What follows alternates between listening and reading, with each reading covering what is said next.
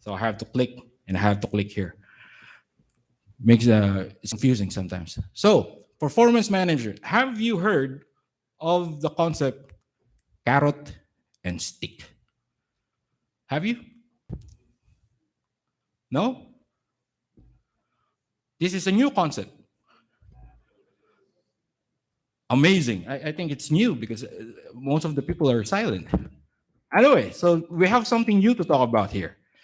So, performance management is a unique aspect of our job. Not all of us are aware of this. However, we must utilize this concept to be able to manage behavior on board. One of the examples for performance management is the carrot and stick method. The carrot provides the reinforcement to increase and maintain behavior. Very important. The stick represents punishment to decrease or discourage behavior. So there's a difference between the two of them.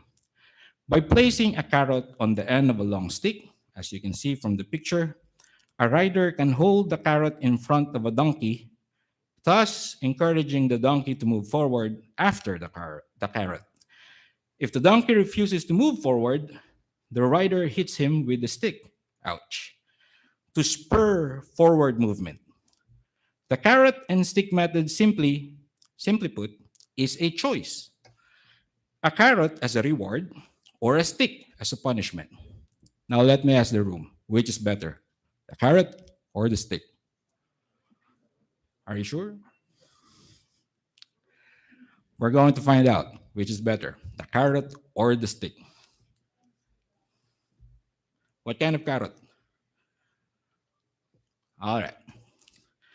Performance management is a form of behavioral modification. Now, we're going into the meat of the topic.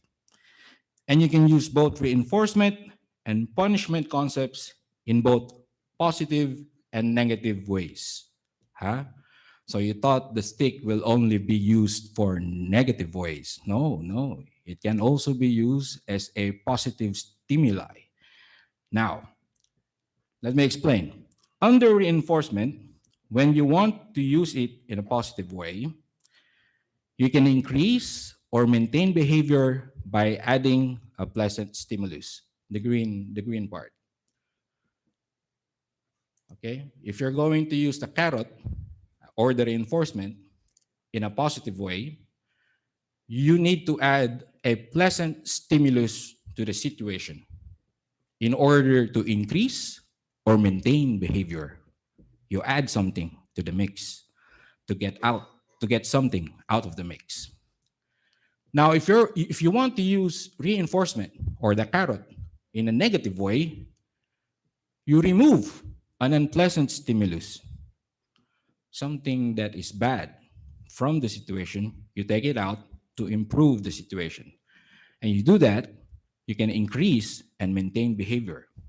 Now, for the opposite side, for the stick, punishment or the stick, if you want to use it in a positive way, you add unpleasant stimulus. You add the stick to decrease behavior. If you want to use it in a negative way, remove a pleasant stimulus to decrease behavior.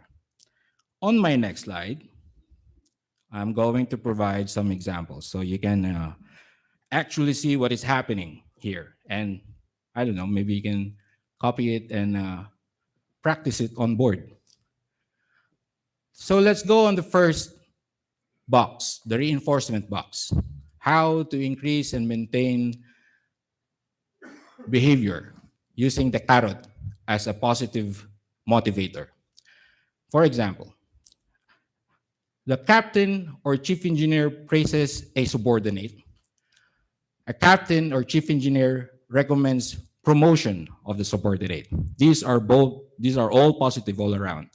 So after a subordinate or a crew performed competently during his contract, then a captain or chief engineer can provide, praises, and then after that, he can recommend him for promotion. Those are all positive motivator carrot, carroty things. So if a crew, he knows that if he do well on board, he is bound to get praises and promotion. So he's now motivated to do good, to do well. Now, if you want to use it in a negative way, let's put you in this situation.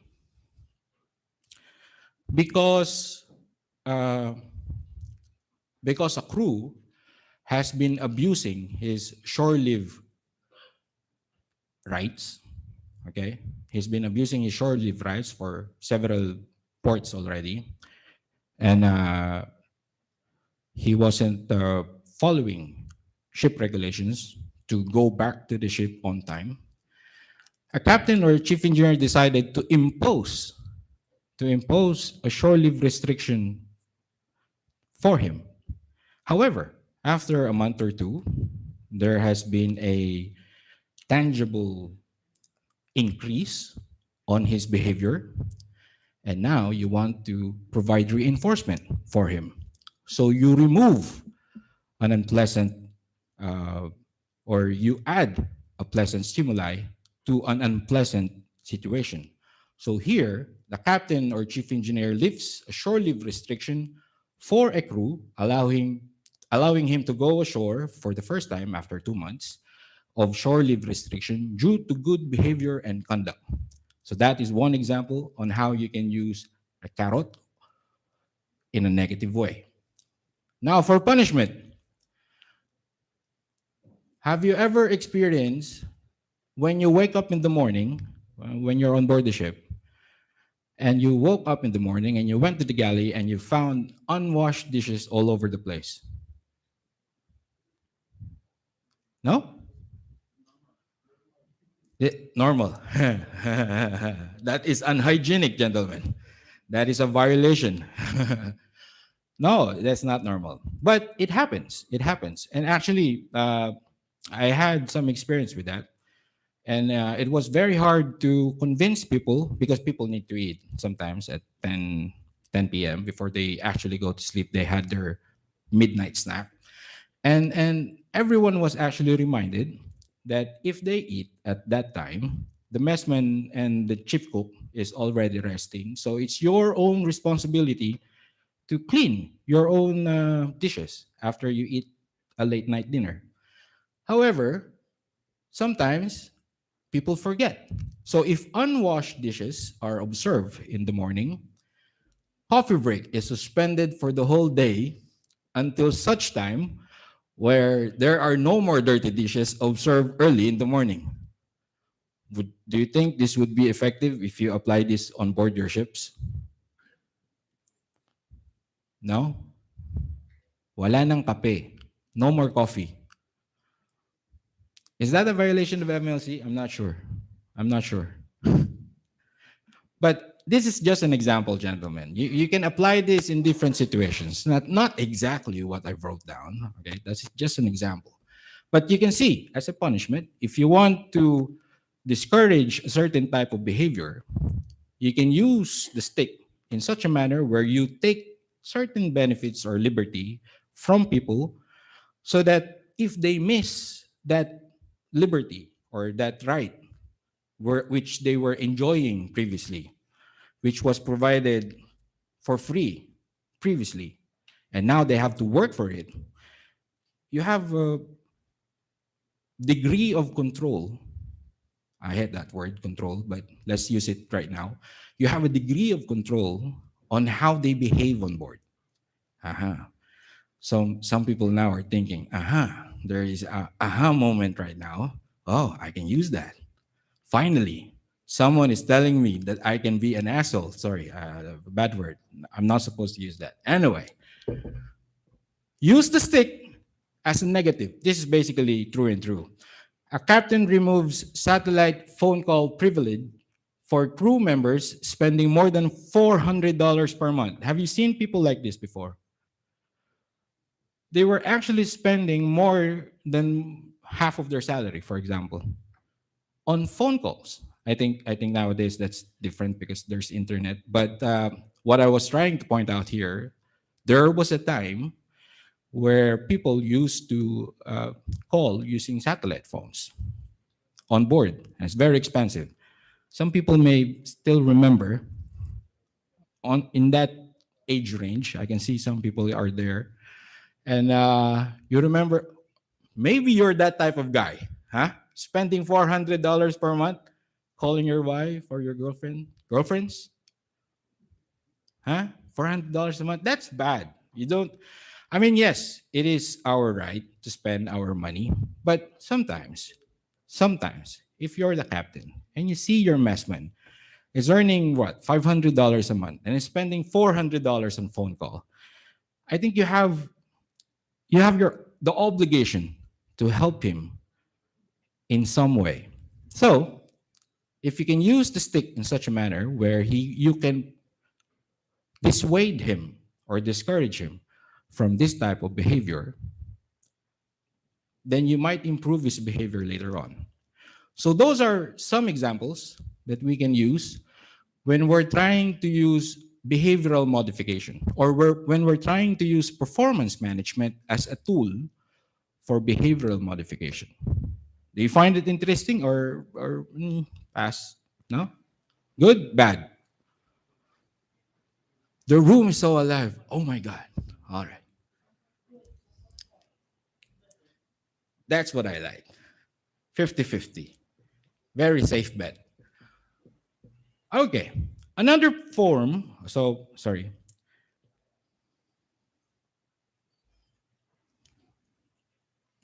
Feedback. Now we're done with the tool on how you modify behavior. Now let's talk about feedback.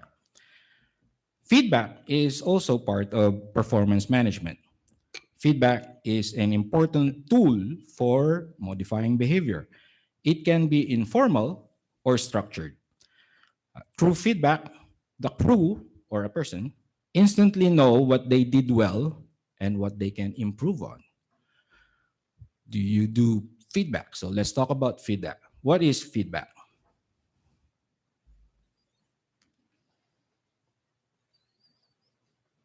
So let's talk about informal feedback first. Okay. So when we say informal feedback, this is the everyday, day to day conversation that you do with everyone around you. Like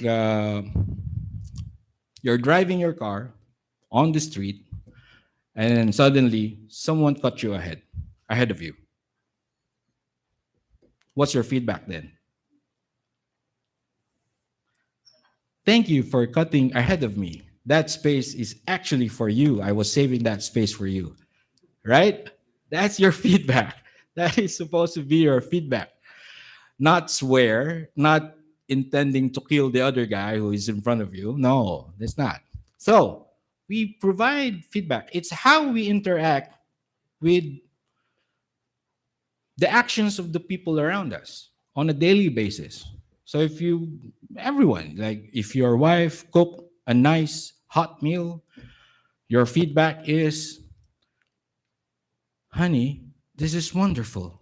This is the best meal I ever had in my entire life. That is how you're supposed to answer, my friends. No other answer. That is the only thing that you can say. If you think you can say otherwise, you're not gonna have a happy life. Anyway, for example, if you have a messman, okay, if you have a messman and you have a port state control inspection, and then the inspector asks the messman something auditory stuff, auditing questions, and the messman was actually smart enough to answer it correctly, right? So you provide feedback. If I was a chief officer and I saw my messman perform admirably during a port state control inspection, I would say this to him: you handled that audit really well.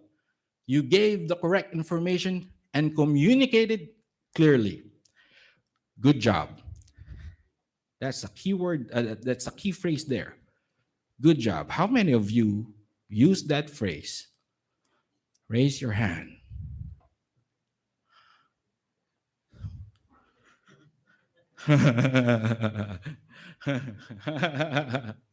I like how you raise your hands in this room. It's like the hand is falling down. It's not going up. Good job. It doesn't take anything away from you when you say that. When you say those two words, good job, you put them together, it makes people feel something else. Especially if you're that type of leader who is a tiger. Uh, Tiger leaders. How many are tiger leaders here? Do you remember leadership and management training course? There are several type of leaders. You have tigers, you have dolphins, you have sheeps, you have a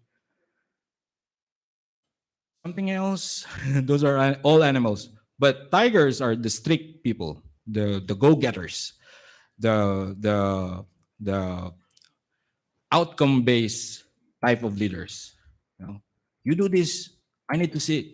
I need to see a result from your actions. If you're that type of leader, and I'm not saying that it's a bad type of leadership, I'm not saying, because there are situations that is required of you to become tigers. There are situations where you can be dolphins or ships or whatever. All I'm saying is, if you see something good happens from any type of situation, it doesn't hurt giving out that two words, that two magical words. Good job. Good job. Good job. All right. So informal feedback should happen naturally. Okay, it's supposed to be a natural response. You don't have to think hard on it. You don't have to spend like 20 minutes. Should I say good job to the man? He did cook a fine meal this morning. And I'm talking about the chief cook. He did cook a fine meal this morning. Should I approach him and tell him a good job, or should I just, Mayor, good job? When was the last time you said good job? At your home, at your house, with your children. Do you ever use the two words good job to them? Really? Like, for example, your son was actually failing math and then he suddenly passed. Suddenly passed. Before it was 74, now it was 75. Good job! Right? I know all of you. I know. We're not asking too much. We only need them to pass because we love them. We don't want to stress them. But it's a good thing to have bright children. It's a form of validation to everything that we do. Now, I guess the food is being passed around. Good job.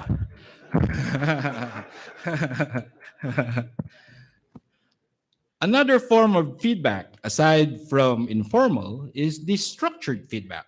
The structured feedback. Have you heard or have you seen your appraisals from your last vessel? Gentlemen, have you seen your appraisal from your last vessel? How was it? Good job or bad job? What happened? Huh? Structured feedback are supposed to be formal. Okay, the other one is informal. Structured feedbacks are formal feedbacks. This is the time when you sit down with your superior, or you sit down with a colleague, and then you talk about your performance. How well did you do it, or how bad did you do it? So those are 50-50. It's either you did it right or you did it wrong. So I hope all of you during your last appraisals. Actually, I have access to your appraisals. I'm going to look at the list of this room, and I'm going to check your appraisals. We'll find out. Structured feedback are discussions about how a person is going about with their job. Okay?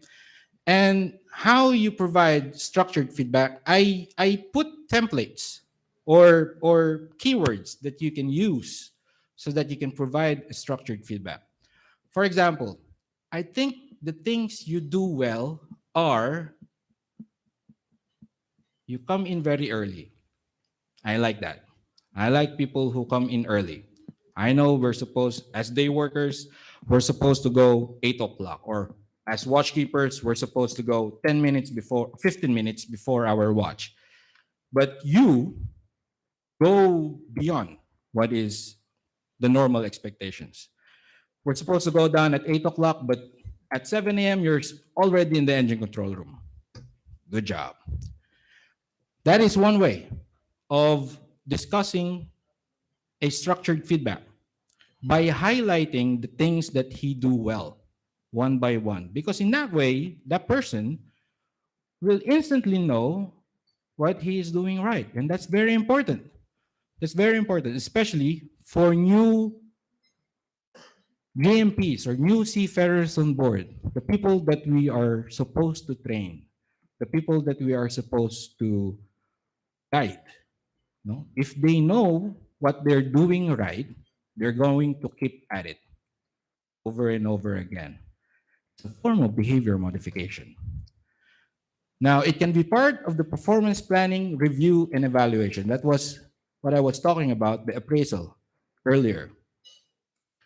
So, during appraisal, it is important to have that debriefing. So, as a chief engineer or a second engineer, when I was a second engineer, I used to write the appraisals for the 1 month appraisal upon embarkation, and then the mid appraisal, mid contract appraisal, and then the disembarkation appraisal. So I do that to all of my uh, engine room team members. It is very important to write down everything and to point out as honestly as possible with no emotions. Only be objective when you do appraisals. And you need to provide evidences for how you do the appraisals and how you explain the appraisals afterward.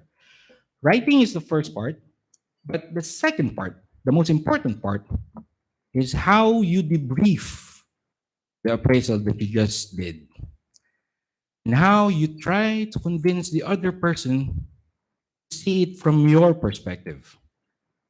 That's not easy. It's not easy. It's one of the Okay, let me put it in this way. Have you ever received a bad appraisal before? Let's be honest.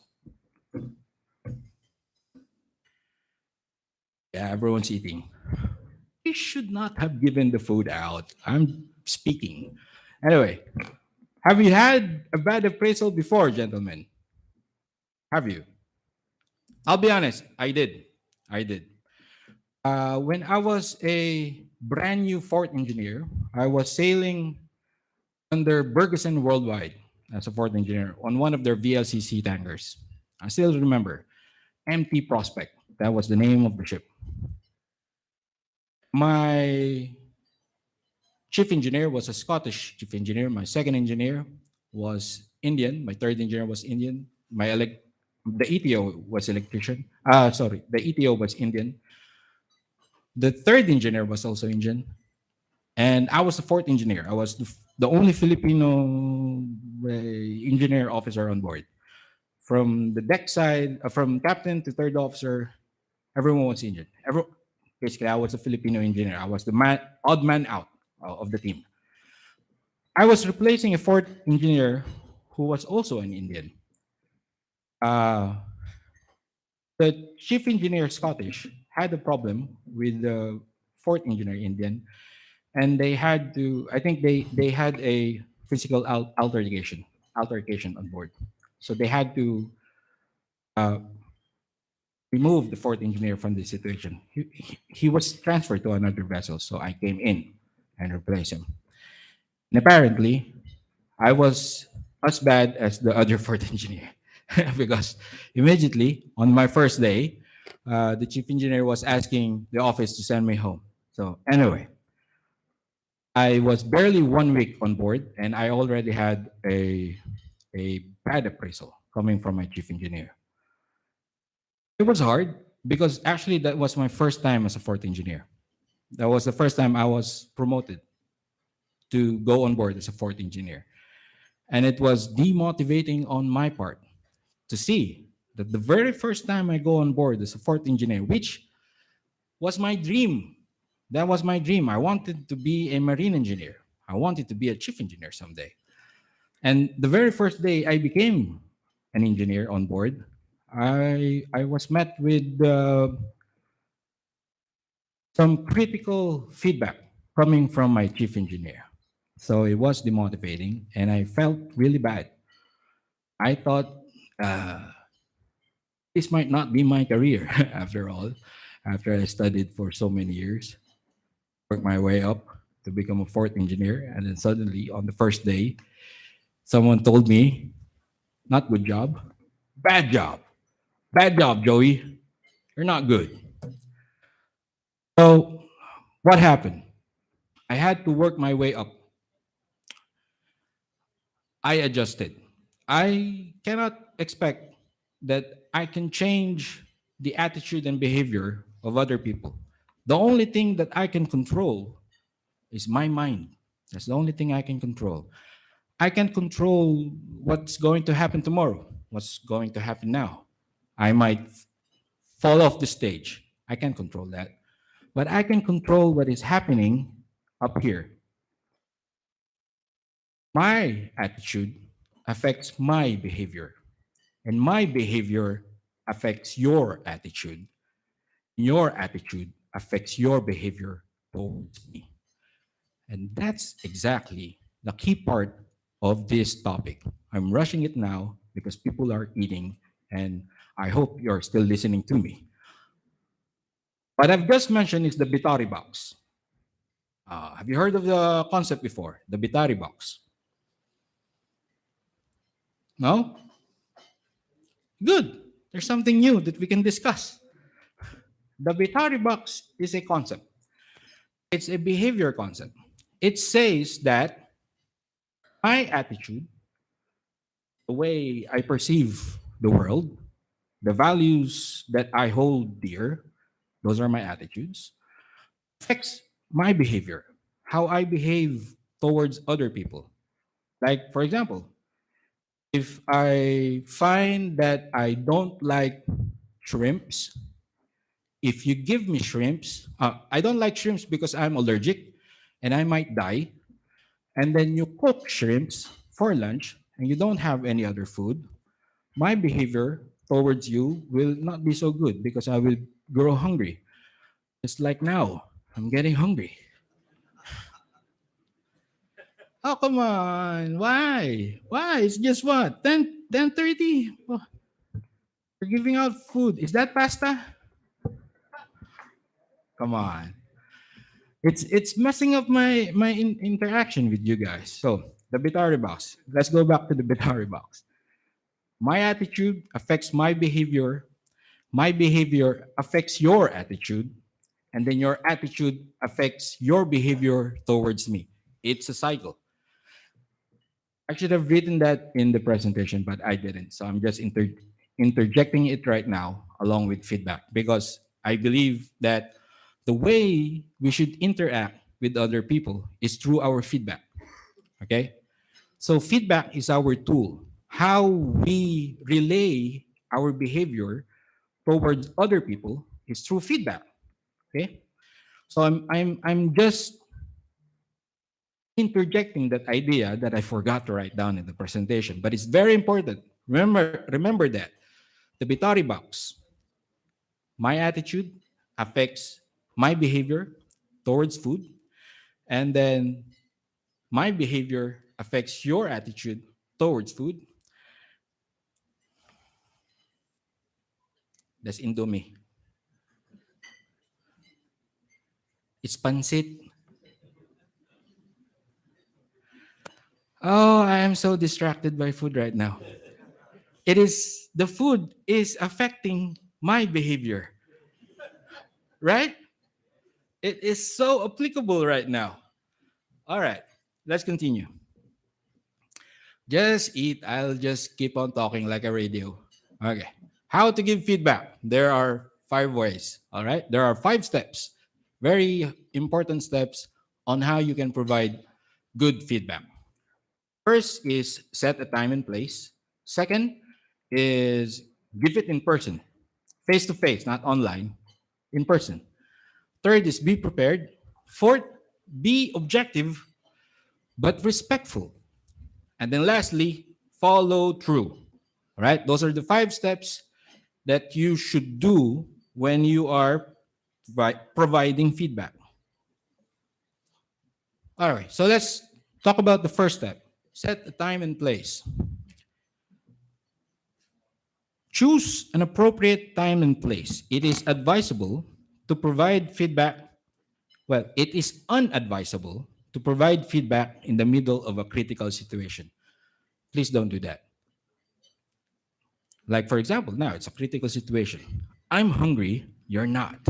And I'm going to provide feedback on you right now. You are unfair. All right. Middle of a critical situation, like there's a crisis going on. All right? And some of your crew may not be performing as you expect because maybe you didn't trade them. So some of your crew are not performing the way you expect them to perform. That is not the time to give feedback. Choose an appropriate time and place. You take a mental note of what your second officer is doing. When the ship is already sinking, you take a note and then you provide feedback when you're in the lifeboat. All right? Choose an appropriate time and place. Second, give it as soon as possible. Okay? I think I contradicted myself over there. Choose an appropriate time and place after the incident and then you give it. Don't take too long because the whole incident might be forgotten and you will fail to take advantage of a learning opportunity. Right, that's it. Learning opportunity. When you provide feedback, that's a learning opportunity. Consider the schedules of the crew that you would want to provide feedback on.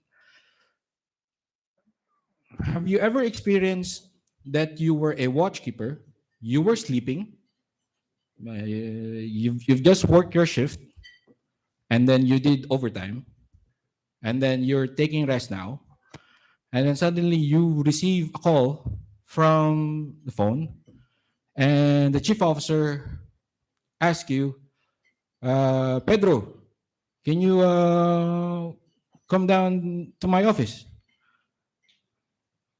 Yes, chief. I'll go down now. You just woke up, you had no breakfast, lunch, or dinner. You just woke up after your sleep. You were interrupted. You went down to the chief officer's office, and then he said, Pedro, it's time for your mid-contract appraisal. And then he starts saying, you need to improve this, you need to improve that, you failed here, don't you didn't do this well. Are you going to accept that appraisal positively? No? Like, for example, if I started disturbing your food right now, are you going to take that positively? Of course not. So it's very important to set a time and place.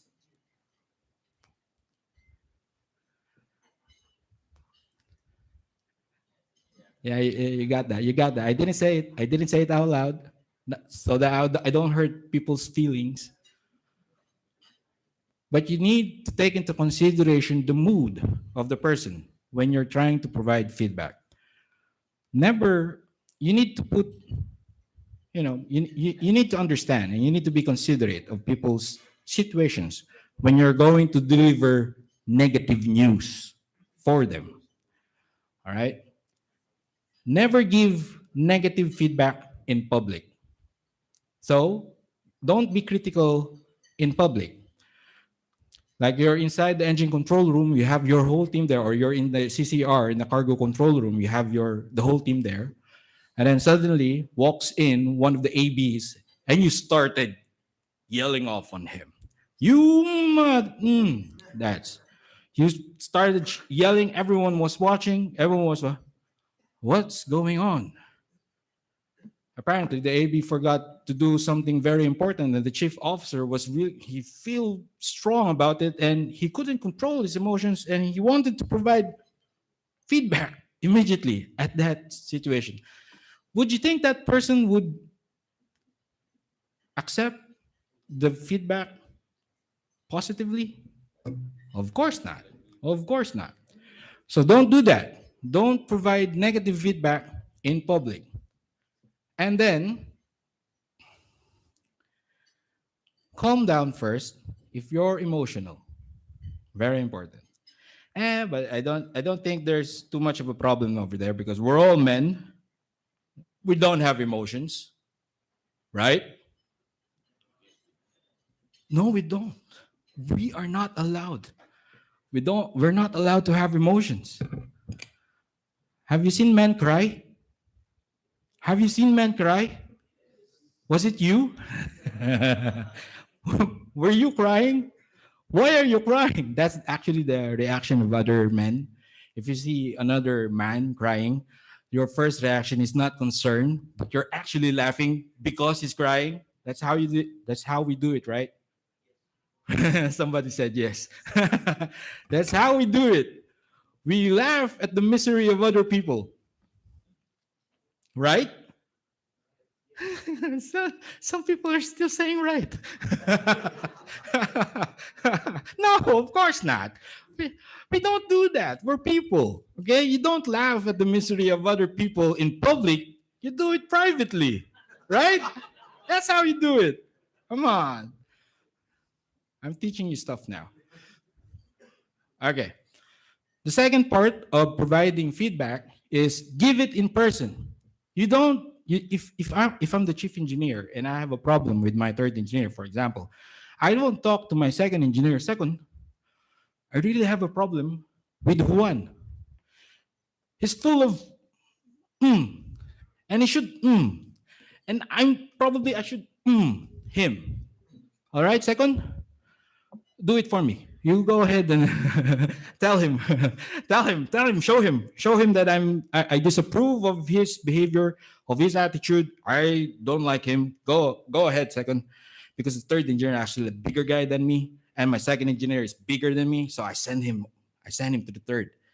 No, if you're going to provide feedback, give it in person. It's more personal and it shows sincerity. All right.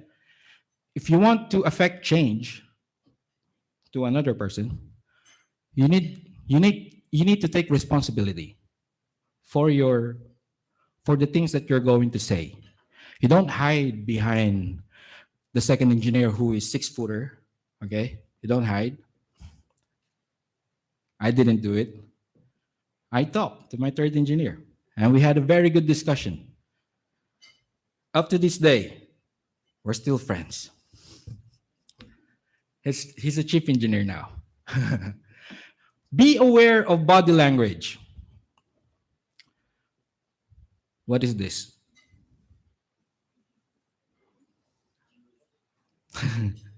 What is this? When you see this, what does this mean?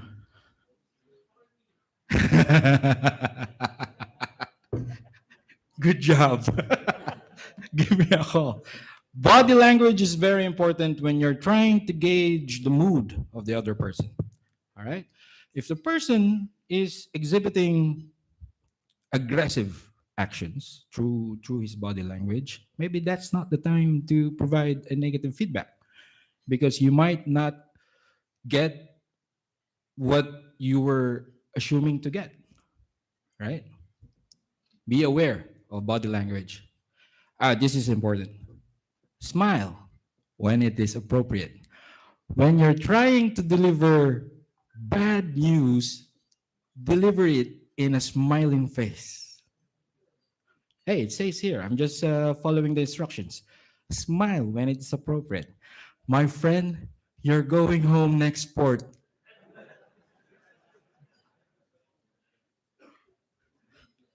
Right? That's how you do it with a smiling face. You're fired.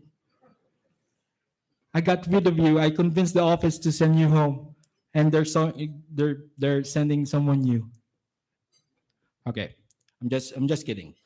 Smile appropriately because when you're trying to discuss something very important, you know, it lightens up the mood when you see a smiling face, when you see a person that is congenial, that is in a good mood. As I've told you earlier, the Bitari box, attitude affects behavior, behavior affects attitude, and then so on and so forth. If if you see me smiling like you were seeing me right now, even if I'm hungry, I'm still smiling. You're smiling too. I can still see people smiling, even though I'm not making jokes anymore. You're still smiling. What the hell? Okay. Show genuine interest if the other person is talking. Listen. All right. Just like what you're doing right now. Listen to the person who's talking so you'll understand the information that he wants you to understand. And if you're the one providing the feedback, if you're the one delivering the bad news, you say the bad news, or you, not the bad news, but you say the things that you want him to improve on. And then obviously the first reaction would be in self defense. The person will make excuses for his actions, and then you have to listen. You have to provide for the other person to defend himself and to convince you otherwise. Maybe you don't have the complete information and you're providing feedback on bad intelligence or bad intel. That's also important. When you provide feedback, it must come from an accurate source. If you need evidence, what's the best evidence right now on board? Picture, phone. Use it everywhere you go. Are you allowed to use your phone everywhere you go? Uh, where do you use your phone? Hmm. I like it. I like those answers. All right. Listen, important. So this is the second part of feedback. Let me move on. I'm consuming too much time. Uh, the third part is be prepared. Know the objective of the discussion. Do you want to thank the person or change your behavior? All right. Have you Okay, so if you're going to provide feedback, you need to understand why you're providing the feedback. Okay, and you want to actually understand the direction of your feedback. What is the outcome of your feedback? You need to know that before you actually provide feedback because once you say something, you cannot take it back, my friend. Once that comes out, it's no, it won't go back anymore. It's out there already. And everyone, if you didn't think it through, then you might regret it. You might regret it. Next, plan what you want to talk about and what to say.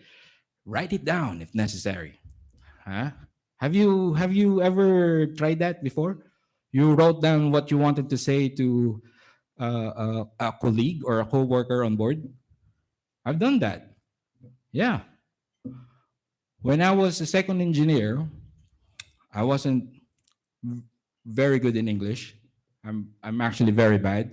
I'm not good in communication, as you can see right now. It's one of my weakest skill, right?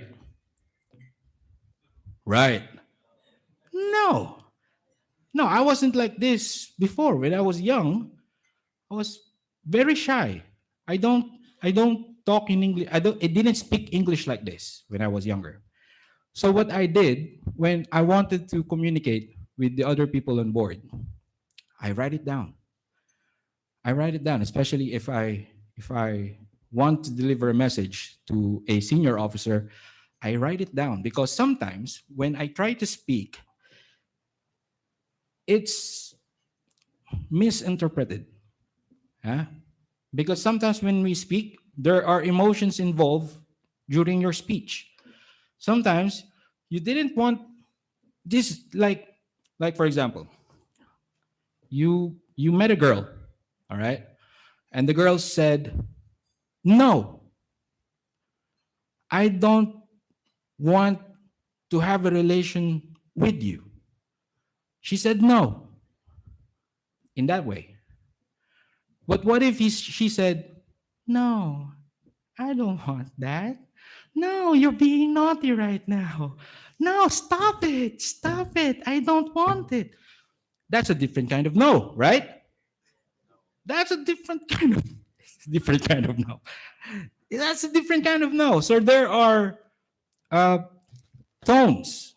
There, it can be misinterpreted, right? So to be safe, if you want to deliver a certain type of information and it's very critical, you feel strong about it, write it down and send a letter, an email. Once you wrote down an email, you can't take it back. Everyone can see it. So write it down when necessary, all right? So that you can bring that idea forefront. You can bring it, and the other person who will read the things that you need to say will take it passively, hopefully. Now, I'm going to teach you something, the STAR template. The STAR template stands for S, situation, T for task, A for action, and R for result. So we're still on feedback, okay? So when you're going to provide feedback, the first thing that you do is describe the situation, the what, when, and who. Very important. And then the next step is what was expected in relation to work, behavior, tasks, and skills. Describe the situation and describe what happened. Okay? I think that's the same thing. Describe the situation and describe what the person did during that situation. And then how did what happened meet? That's wrong grammar over there. Okay. How did the crew fail your expectation during that situation? So if there's a situation, you know this is what's supposed to happen, and was this was your crew, and he did it this way. Okay, and then what was the result of the action? That is the step when you provide feedback. Okay, you write down the situation or you say the situation, and then you tell them what was supposed to happen, and then you tell them you're supposed to go up, okay? But you went down. Because you went down, we did not meet up there. It's a very easy analogy, but you understand what I'm trying to say, correct? This is how you provide feedback. Very clearly, in clear terms, so that the person you're talking to will understand. Now, the fourth step is be prepared. Keep an open mind. Always consider new information because you never know. We only see what we want to see. People are selective in that way. Sometimes we don't see the big picture because we're too focused on the details. And when we do that, sometimes things slip on the sides, and then we don't see the factors that contributed to the situation. So, when you're providing feedback, keep an open mind and provide an opportunity for the other person to defend himself or to correct the information that you currently have. Because maybe you might find new information that would change your expectation from this person. Know the person's disposition for feedback and adjust your approach accordingly. And then know the basis of feedback. You need to have a guiding principle for your feedback. And as a rule, our guiding principle should always be your Bible, right? Your SMS. You can never go wrong if you follow the SMS. Okay, not everyone should be a lawyer on board. Every time you do something, you take out the SMS. Hoy, based on Chapter 1, Regulation 2, Annex 1.3.5. This is what we're supposed to do. Now, not everyone can do that. Not everyone. But we have all our common sense, and we should, by heart, know our SMS. So, as a ship manager or a management level officer, you should be the first to know your SMS, and you should be the example for your SMS, right? The last step is be objective but respectful. This is hard. I think this is the hardest part of the. No, this is not the. This is the fourth step. This is the hardest step of all. Be objective but respectful. How do you do that? Can someone in the room tell me how to be objective and to be respectful at the same time?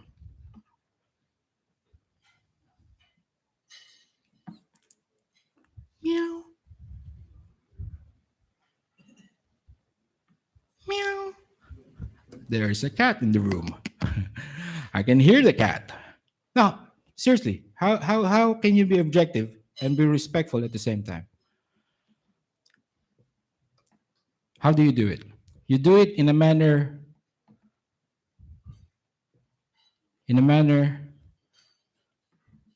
where you provide respect.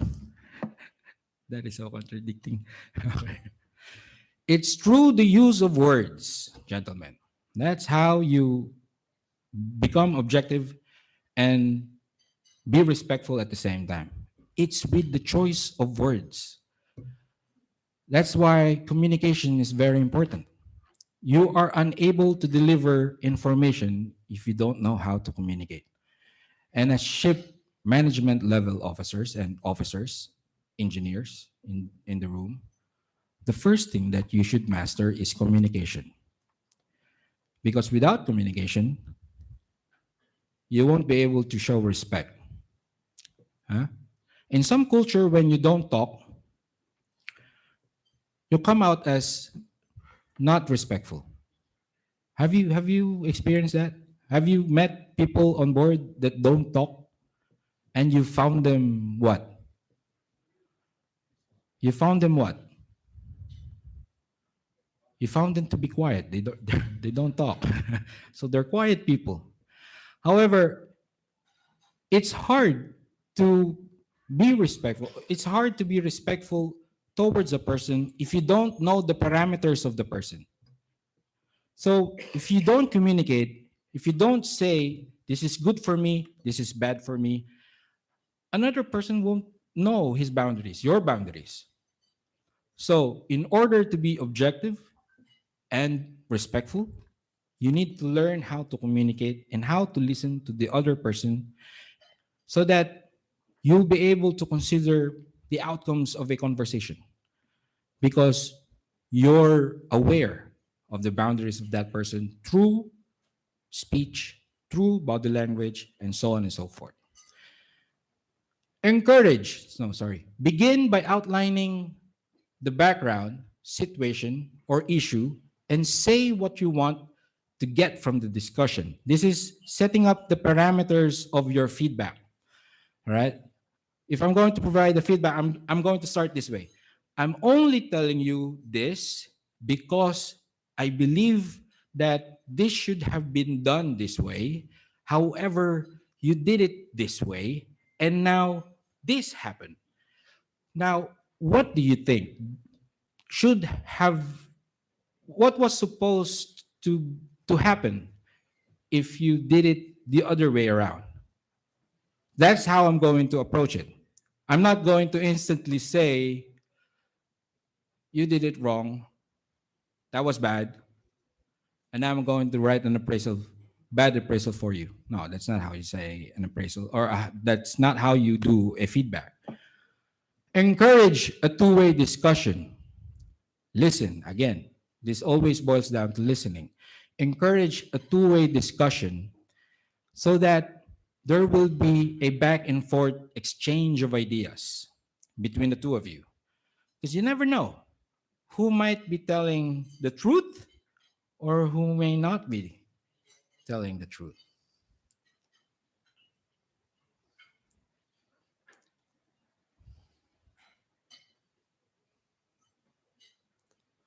Remember your plan, be specific, and provide examples.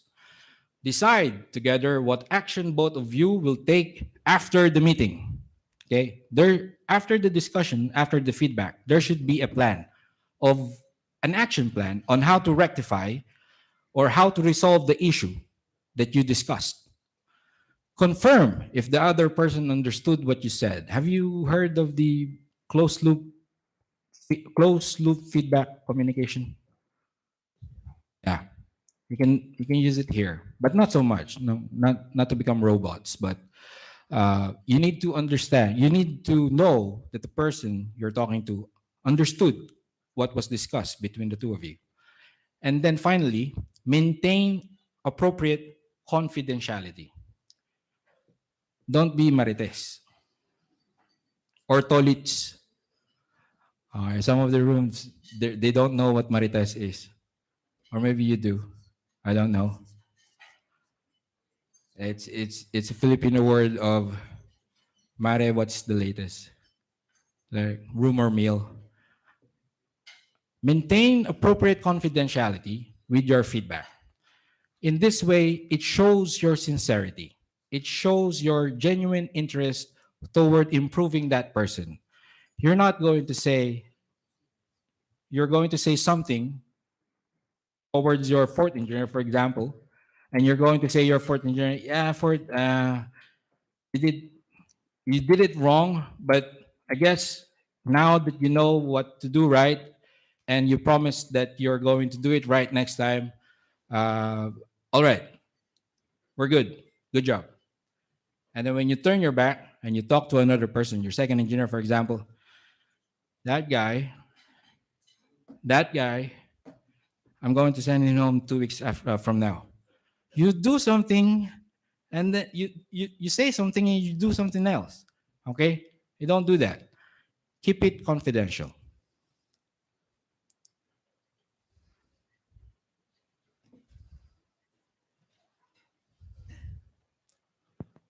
Something is happening. No, my clicker. Tech support. There you go. It's working now.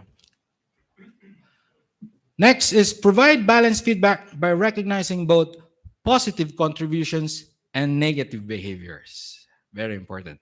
You need to tell them what they did correct and what they did wrong to balance. And then providing balanced feedback prevents defensiveness. You always start by saying good things. Like Juan, Juan is a name. Juan, I like the way you go down in the morning. You go down very early. Huh? That's a good characteristic. You go down to work early in the morning. I like that. However, Juan, when you go down, don't smoke in the engine control room. Right? So you praised him for an action that he actually did, and then you told him, or you tell him the thing that you want to modify, his tendency of smoking inside the engine control room. Are you allowed to smoke in the ECR? Oh, someone's gonna get into trouble. According to your SMS, ECR, is it a smoking area or a non-smoking area?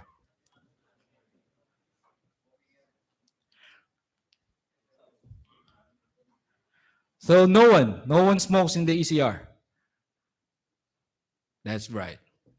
No one's gonna be honest. Anyway, any positive feedback should be genuine. If you cannot find positive things to say, verify if it has not been influenced by your emotions or recent negative events. It also boils down to being objective, all right? If, for example, you're trying to provide an appraisal to another person and it's negative, or you're trying to provide feedback, not appraisal, you're trying to provide feedback to another person. And one of our rule is try to identify a positive thing that that person has done. You say that, and then you deliver the thing that you wanted to say after that. However, if you can't find a positive thing to say, then you need to look into yourself and check. Maybe you're emotional. So you need to calm down because you need to follow the formula. The formula is important. Be prepared for emotional reactions, but stay calm and professional. Emotional reactions are normal.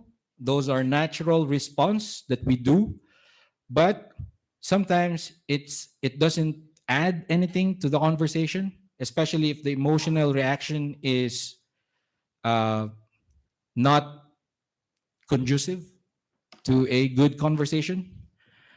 Then that's you need to calm down.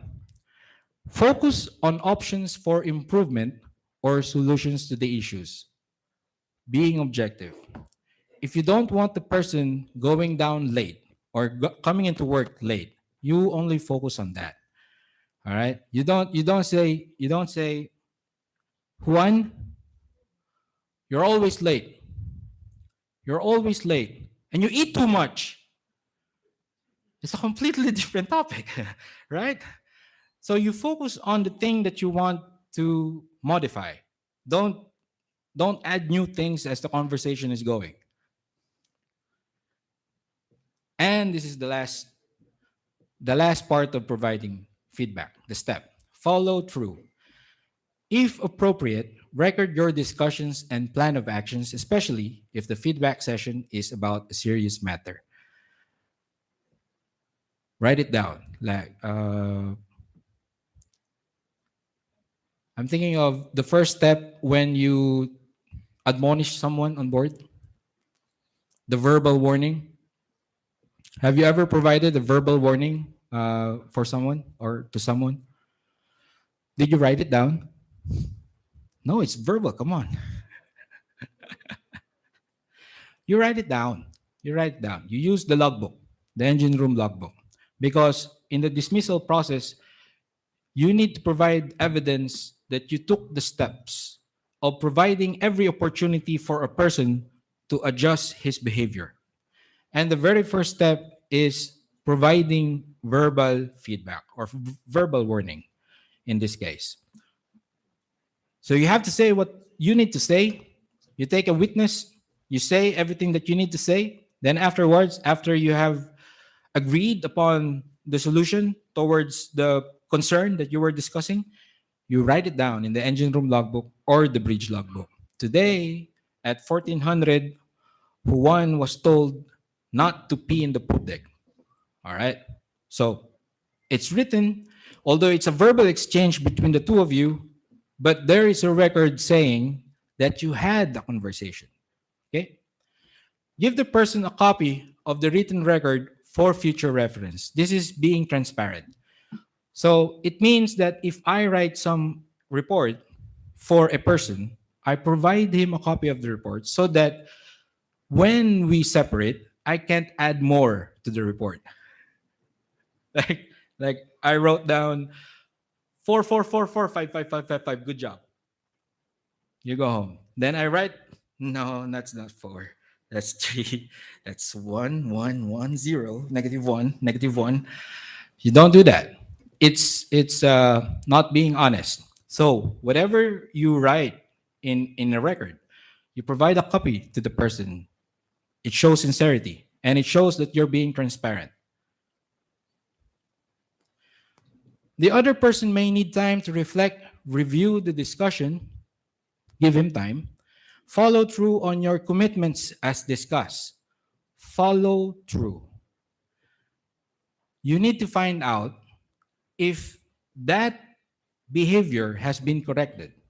If the thing that you discuss has pushed through.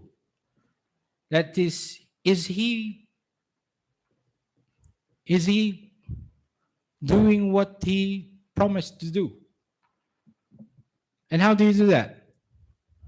By trying to check him every day. We talked about you coming down at 8 a.m. And today you came down 8:01. You violated our promise. No, don't be like that. Now I have a video. I'm not sure if you know Simon Sinek. He's a YouTube influencer, and I find his insights to be beneficial. So I'm going to play it for you, and it's about critical feedback.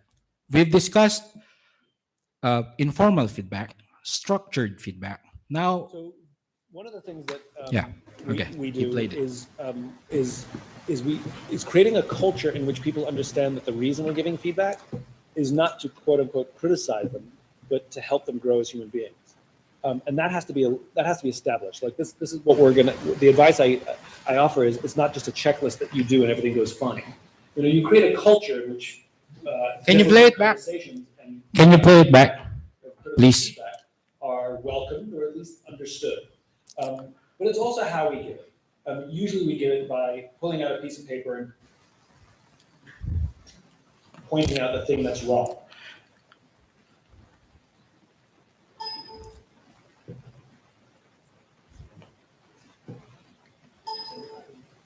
Can you play it, please? I can play it. So one of the things that Now. we do is creating a culture in which people understand that the reason we're getting feedback is not to quote unquote criticize them, but to help them grow as human beings. And that has to be established. Like this is what we're gonna. The advice I offer is it's not just a checklist that you do and everything goes fine. You know, you create a culture in which difficult conversations and critical feedback are welcomed or at least understood. But it's also how we give it. Usually we give it by pulling out a piece of paper and pointing out the thing that's wrong, and saying you've got to fix something. Right? We usually point to the evidence first, as opposed to starting by the human being, which is there's stuff I want to share with you. I don't know what it means, but I wanted to raise it with you in case there is an issue. Because I care about you and I want to see that you grow here, but there's an evidence that things are going a little sideways, and I want to address them with you to see what opportunities there are, or if there's anything wrong, because I don't know the reasons behind it. But here's, for example, the way you talked to your teammates the other day was a little harsh. And ordinarily, I'd be one to say, "Oh, you're having a bad day. It's no problem. Everybody gets a bad day." But you've been really beating up on people. I don't even know if you were aware of that, right? And sometimes they'll say, "I'm having a hard time," and it opens up. Or they'll say, "I wasn't even aware. I didn't even know." Or it reveals something, as opposed to saying, "Stop yelling at people. Nobody wants to work for you if all you do is yell at people." It's hard for people to receive.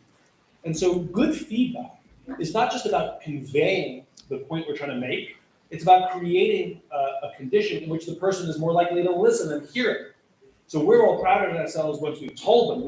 Did you give her the feedback? Yeah, I told her. Right? Did they hear the feedback? Different question. All right.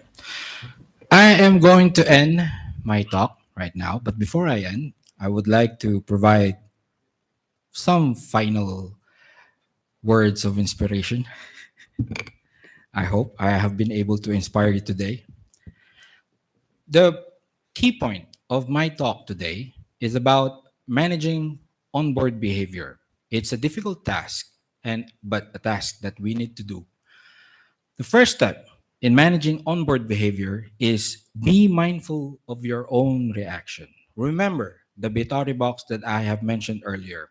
Your attitude affects your behavior, and your behavior affects the attitude of the other person, and his attitude is going to affect his behavior, and his behavior is going to affect your attitude.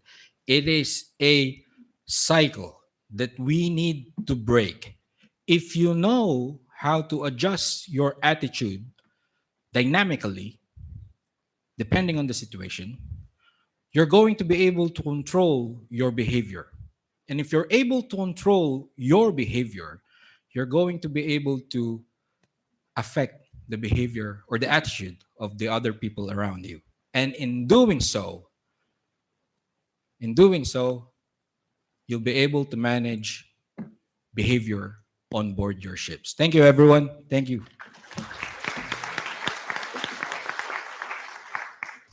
Yes, sir. Of course. Of course. Thank you so much. Thank you, Joey. Very insightful, and uh, taking leaves out of your own life history, I think, makes people understand the things better. Absolutely brilliant. But just if I may add a few things from my side, I have also been a seafarer before. I've also spent, can't say considerable, but long enough to say that I have been a seasoned mariner, so to say. And one aspect that I understand is when Joey says that, feedback or giving feedback. I believe, the biggest challenge that we have are twofolds. One is that we believe that we have to live with the person after I have given a feedback, and we do not know how a person would react after we have given a feedback. And that's a challenge, I realize. But that's a challenge if you have not created a trust bank. I think it is very important to develop a trust bank with your fellow colleagues. Please understand that all of us have a responsibility and some authority. And we have to use both these very carefully. We have to use the authority that is vested in us, but at the same time, we are responsible for the people who are working with us as our colleagues, and in a literal sense, as family members on board our ships. So, if you are, first and foremost, I'm sure Joey did not mean that. Please do not misunderstand feedback as a tool to point out errors. Feedback should also be something that can be seen as a positive comment, and more positive than negative. As I said yesterday, when we are able to create millions of tasks seamlessly, or create, convert millions of critical tasks seamlessly into something that looks very routine, there is a capability there. People must be doing something great. We should be able to find out what people are doing wonderfully well, celebrate their success, what I said yesterday, and then build upon that, what Joey is saying today. Build a trust bank. If I go in and tell somebody that, look, you are not doing right, the first day, and what Joey said about the first day when he went on board and he was reprimanded by some people, had it been 4 months down the line, he would not have felt so bad, because then they were his friends trying to help him improve. The first day, when you have some joiner, if you have not brought him, included him in your team, he's an outsider. He sees you as an outsider. You treat him well, you ask him about his family, you get to become his family. The chances that you would be able to get across to the guy in a more positive manner is very high. It's very probable that a person, after he has found you to be reasonable, fair, and as a friend, he would be able to listen to you much better. Just please, that is very important. We have to build a trust bank. Okay, as masters and chief engineers, as ship managers, as I say, you need to create assets. And a pat on the back is 1,000 times more effective than a kick on the backside. Very important. People have qualities. Every single person on this planet has some exceptional qualities. Every single person. You just have to hone sometimes.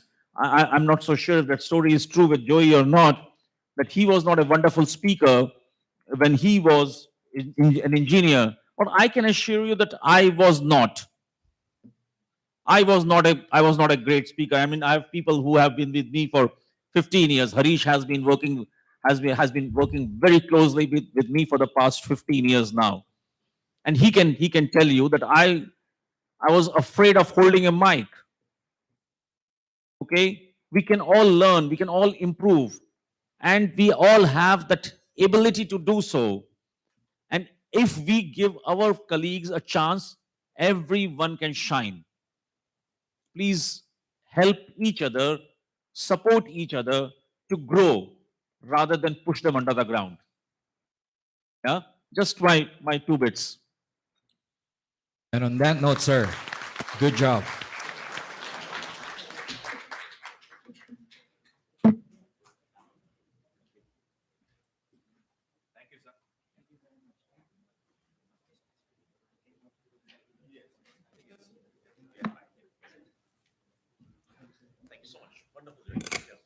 Thank you, Mr. Abangona. It was a very interesting topic.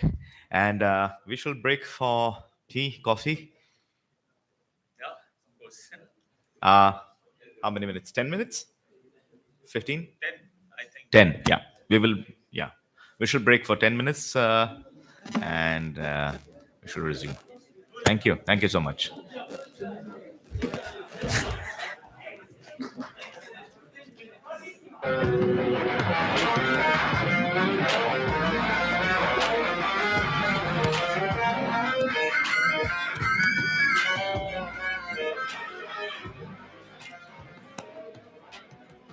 Let's fly away from here and need a vacation.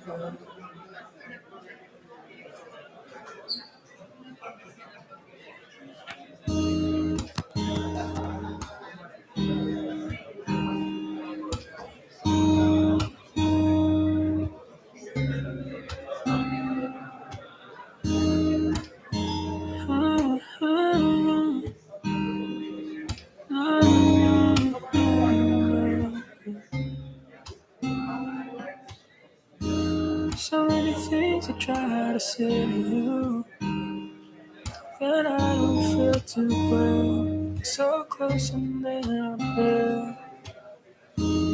I wanna know you, but I'm so scared to tell you just how I really feel. If you mind, baby, crazy and maybe in love. If you mind, baby, think that I may be in love. 'Cause baby, on and on, simply not enough. I need you more and more. Baby, on and on, simply not enough. I need you more and more. Want you to be mine. Oh, I've tried.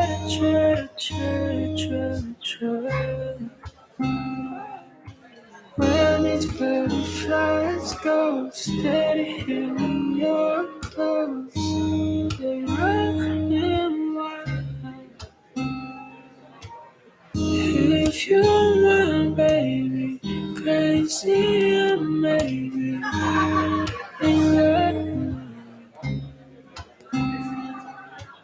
If you want, baby, think that I may be in love.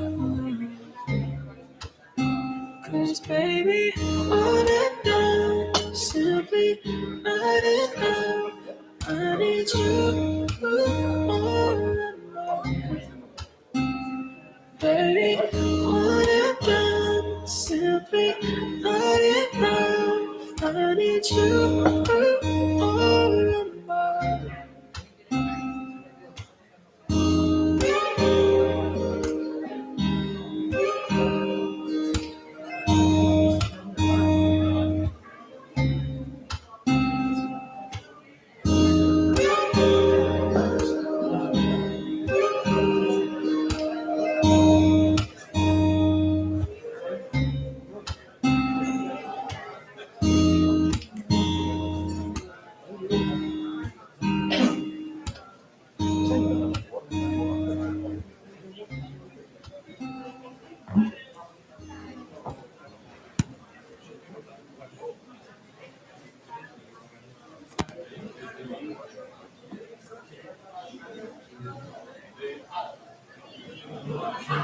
Three little birds sat on my window, and they told me I don't need to worry.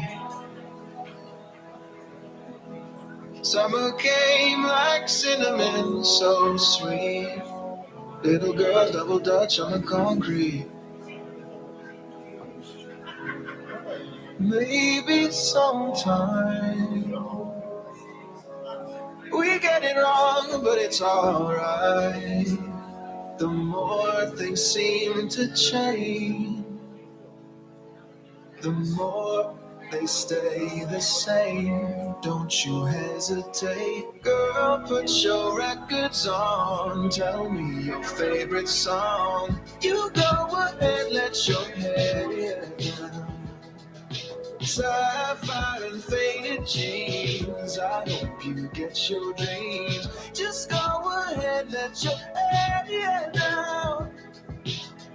You're gonna find yourself somewhere blue as the sky, sunburned and lonely, sipping tea in the bar by the roadside. Just relax, just relax. Don't you let those other boys fool you. Gotta love that afro hairdo.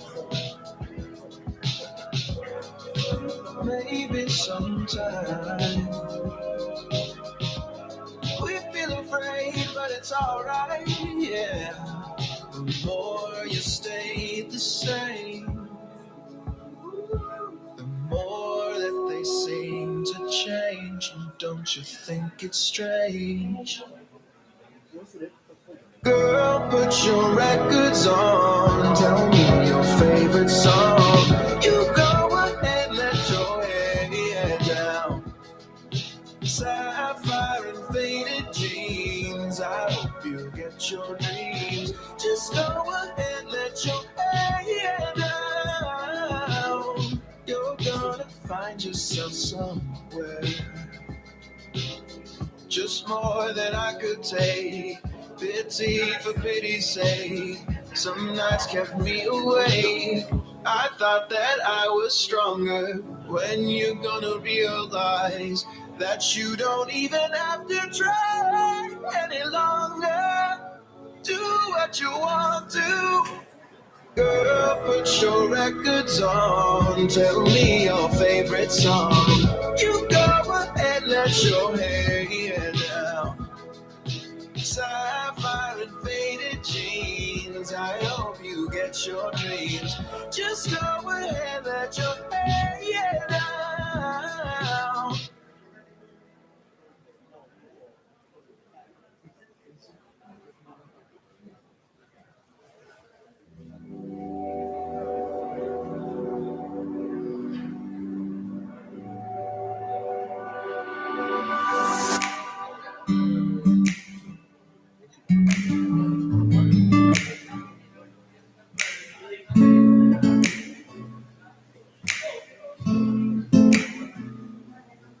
May I ask you how you've been?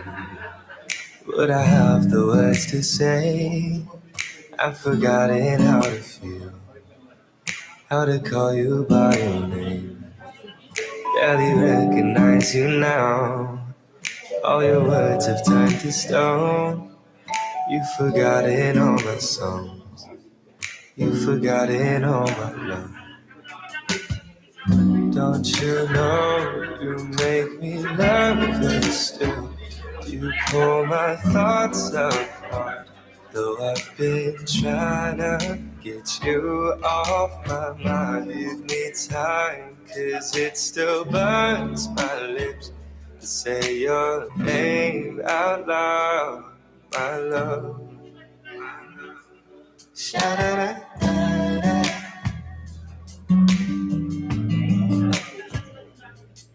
Oh.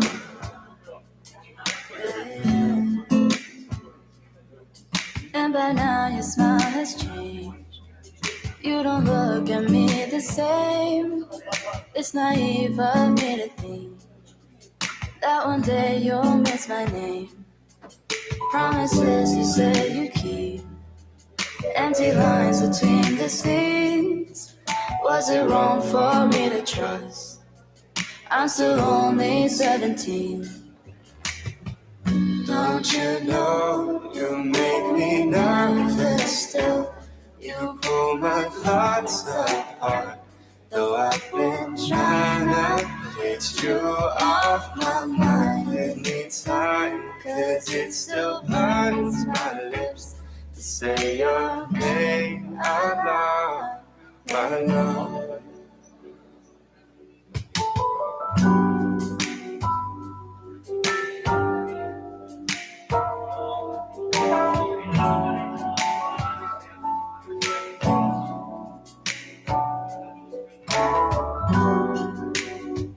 It's just my natural reaction to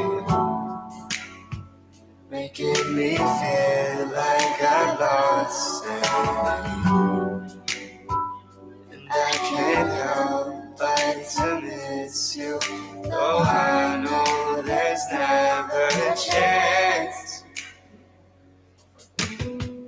Don't you know you make me nervous still? You pull my thoughts apart. Though I've been trying to get you off my mind. Give me time, 'cause it still burns my lips to say your name out loud, my love. Don't you know, you make me nervous still. You pull my thoughts apart. Though I've been trying to get you off my mind.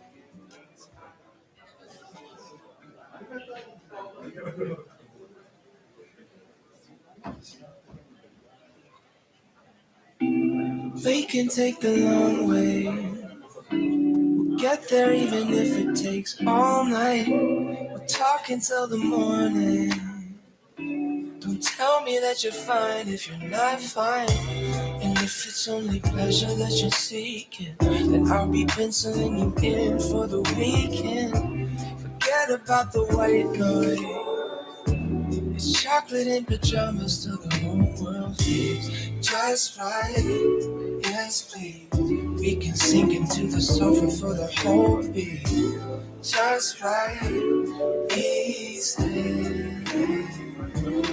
We could just break down these walls. Over so take oh, don't you worry about nothing at all. I can get to know you. We can take it slow. Savor every moment. Keep it on the low. Maybe just let go. And we can keep this all very casual.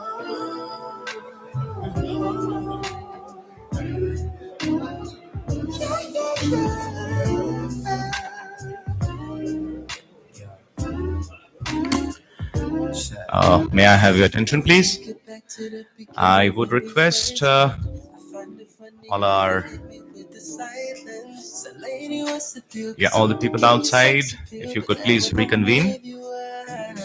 I feel just right. Yes, please. Go, we can kick it at the crib for like the whole week. Just right.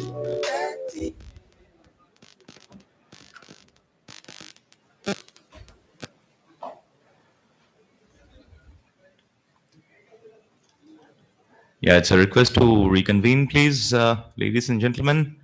Uh, we don't want to keep you waiting for too long.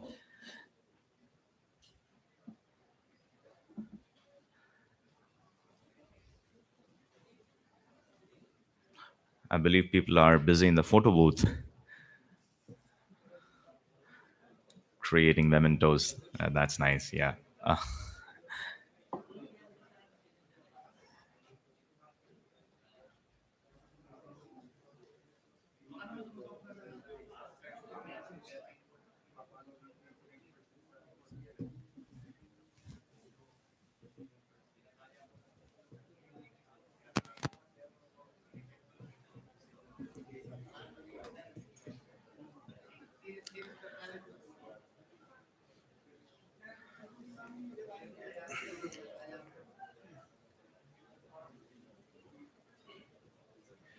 Yeah. Thank you. We are running a little bit behind schedule. So we'll also try to wrap it up quickly. For our next presentation, I would invite our IT manager, Mr. Amit Sharma, and he will share a few key points, very important points to protect information.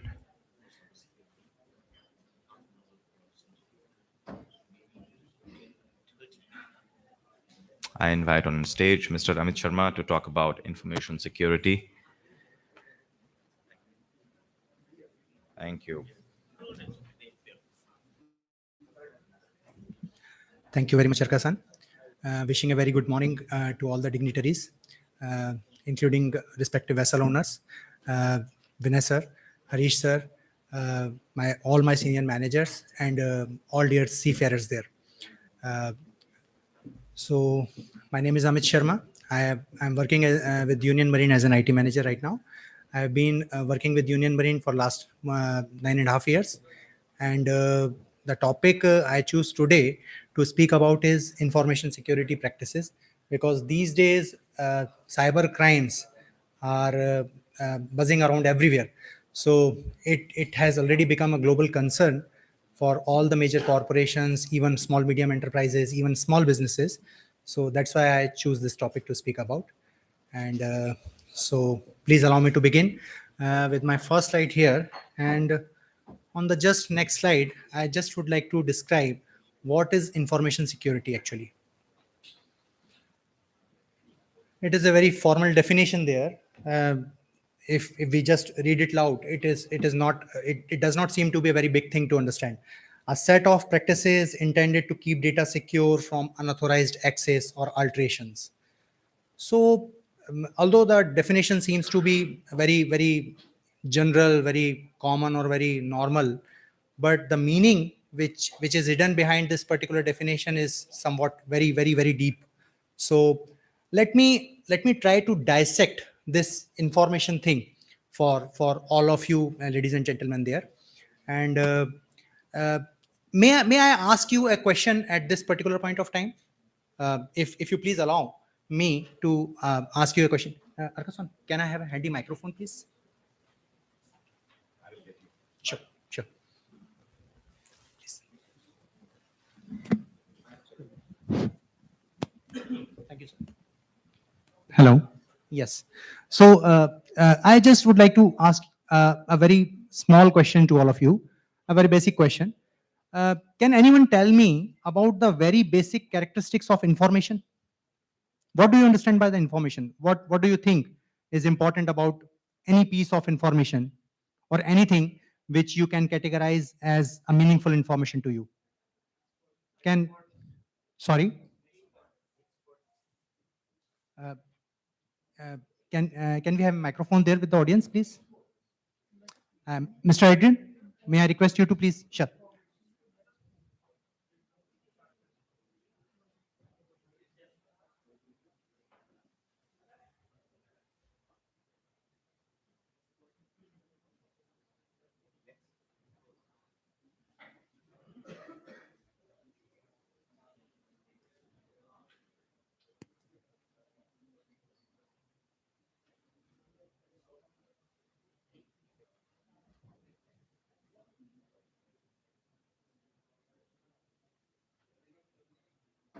Yes. So I was asking if can anyone categorize a few characteristics of information, because we need to understand this word there, information security. So in order to understand the information security, we first need to understand what is information, what are the essential characteristics of information which needs to be protected against any kind of cyber crimes or information security crimes. So is there anyone who can tell me? Sorry? Password. Okay, that's good. Password. So can you recognize any one special thing about the password which you need to practice on a day-to-day basis or in your day-to-day life? Any one important characteristic? Okay, let me point it out for you gentlemen. The only thing which is very important about the password is the confidentiality. Am I correct? Because it is the thing which you need to be kept as a secret only. You need to keep your password up to you only, with you only, with yourself only. It is not a thing which you would like to share with anyone you meet every other day. So the very first characteristic of the information is confidentiality, and other two characteristics are also there. Uh, Confidentiality, as our captain there told us. Then the second characteristic is integrity, and the third one is availability. So these three are actually the data protected by CIA triad, as it is mentioned there. So basically, these three are the pillar of strength to any piece of information. I can categorize as I do mention these three pillars as the three main important characteristics of the information which needs to be protected, because these are the pillars, these are the pillar of strength, or these are the characteristics which are actually being attacked by a cyber criminal whenever there is a cyber crime around any corner of the world. So basically, if we need to protect the information, if we need to protect the information systems, we need to protect these three characteristics of any information or any information system, named as confidentiality, availability, and the integrity. So as we have already discussed a bit, that confidentiality is the secrecy, is the privacy, obviously. It is the thing that a particular piece of information could only be accessed by the person who is either owning it, or who is either authorized by the owner or the producer of that information to be able to access it.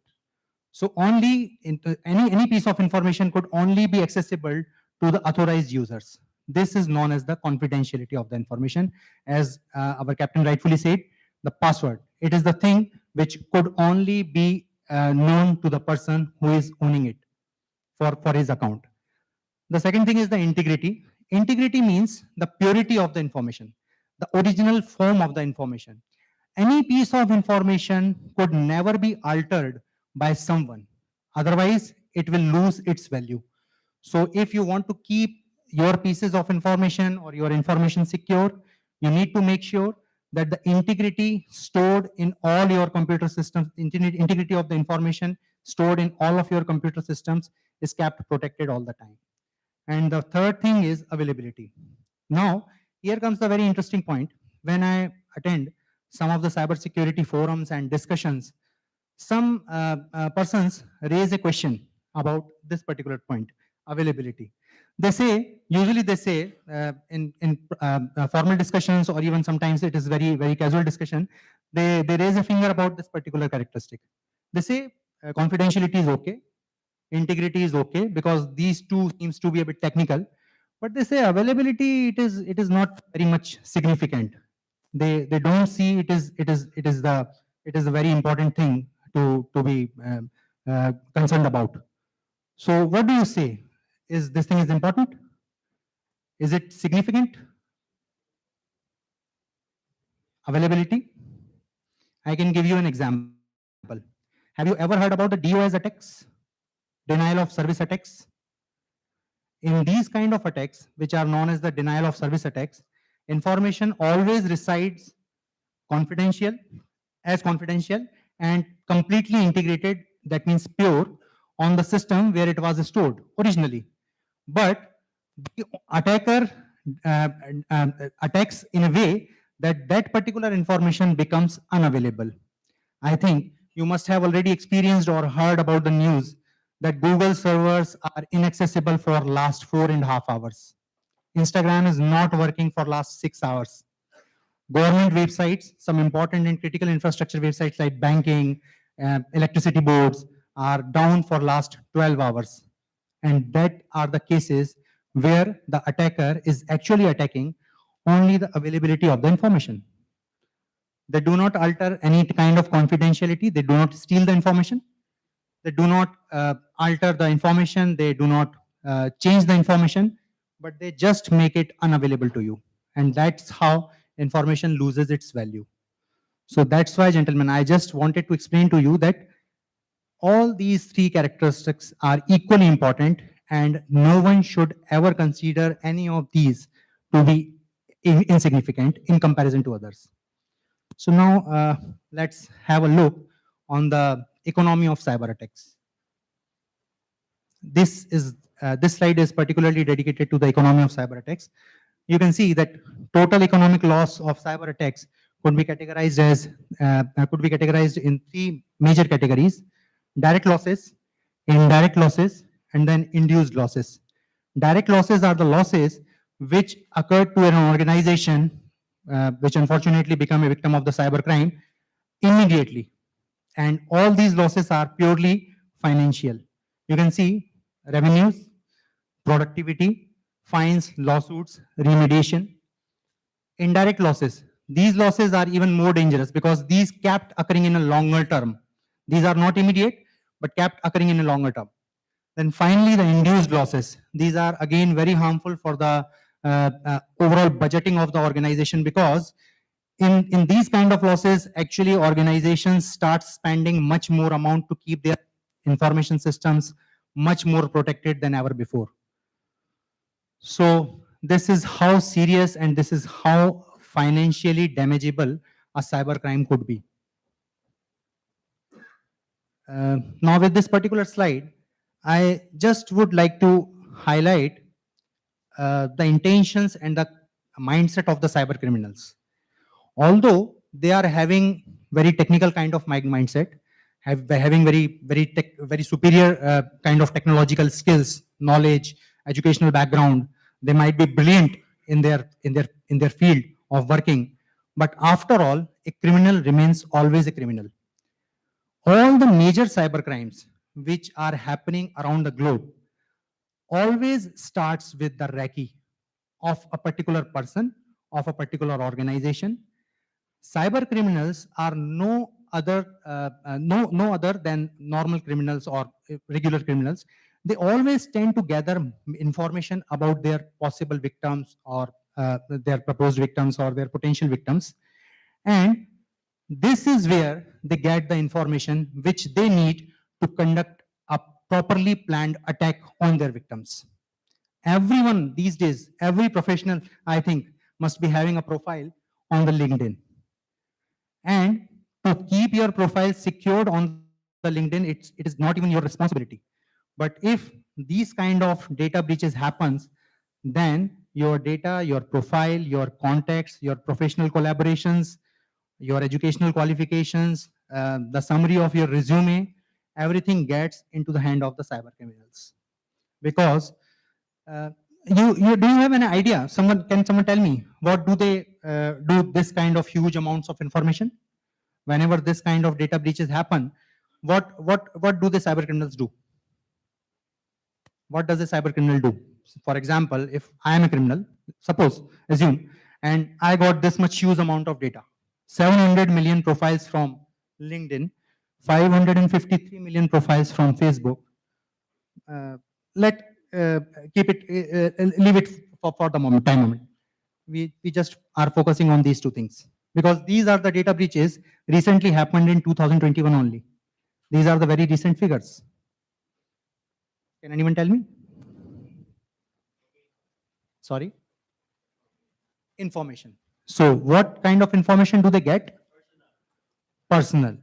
You know, they are getting this much advanced these days that they are having a tool, they are having some special tools with them. They just run all these profiles through their tool, and they get all the connected data to get a complete profile of a person who is actually having a profile on both of these platforms. Right now, I am leaving this Android data user league. Actually, they tend to profile users into categories where they categorize very neatly and very systematically the users into belonging to different industries, for example, maritime, for example, IT, for example, financial corporations, major financial corporations like banking. So they actually categorize the profiles in all of these major categories. They tend to know more and more information, more and more data about their possible victims or their potential victims. Recently, before a few days only, I received in one of our cybersecurity forums, I received a tip to never use a single picture on our LinkedIn profile, on our Instagram or Facebook profile, and on our WhatsApp profile. And the person who posted it, he is a very renowned cybersecurity expert, Mr. Mausam Khatri. I am not very sure if you people are aware with this particular name or not, but he's a very renowned cybersecurity specialist in India. He is helping major banking and financial corporations to keep their servers and data centers secure. So he just posted a tip, this is his own research and knowledge, that we should never keep a single picture, because with their tool, with the tool which cyber criminals are having, they run the profiles. When they run the profiles through their special software or their special tool, when they run their profiles or the data which they steal from LinkedIn or Facebook like corporations or Android users, they actually run the data through their tool. And everyone writes a lot of things about his or herself when we come to LinkedIn, when we come to Facebook. So there is a lot of text data. It is very hard to run all those text data through an AI search engine or some kind of AI algorithm, and to find out what is the common or what are the profiles which are linked or identical for a person on different platforms. But it is very easy to get this thing classified with the help of pictures, photos.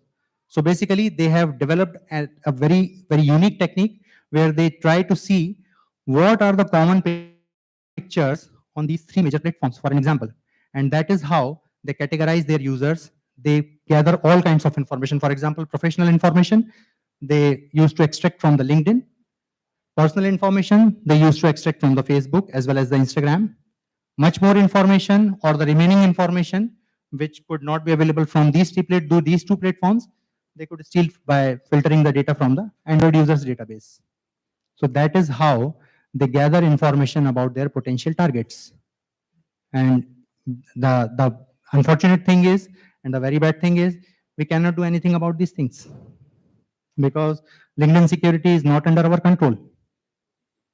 But there is certainly one thing which is under your control, is the amount of information you put or you publish about yourself on these platforms.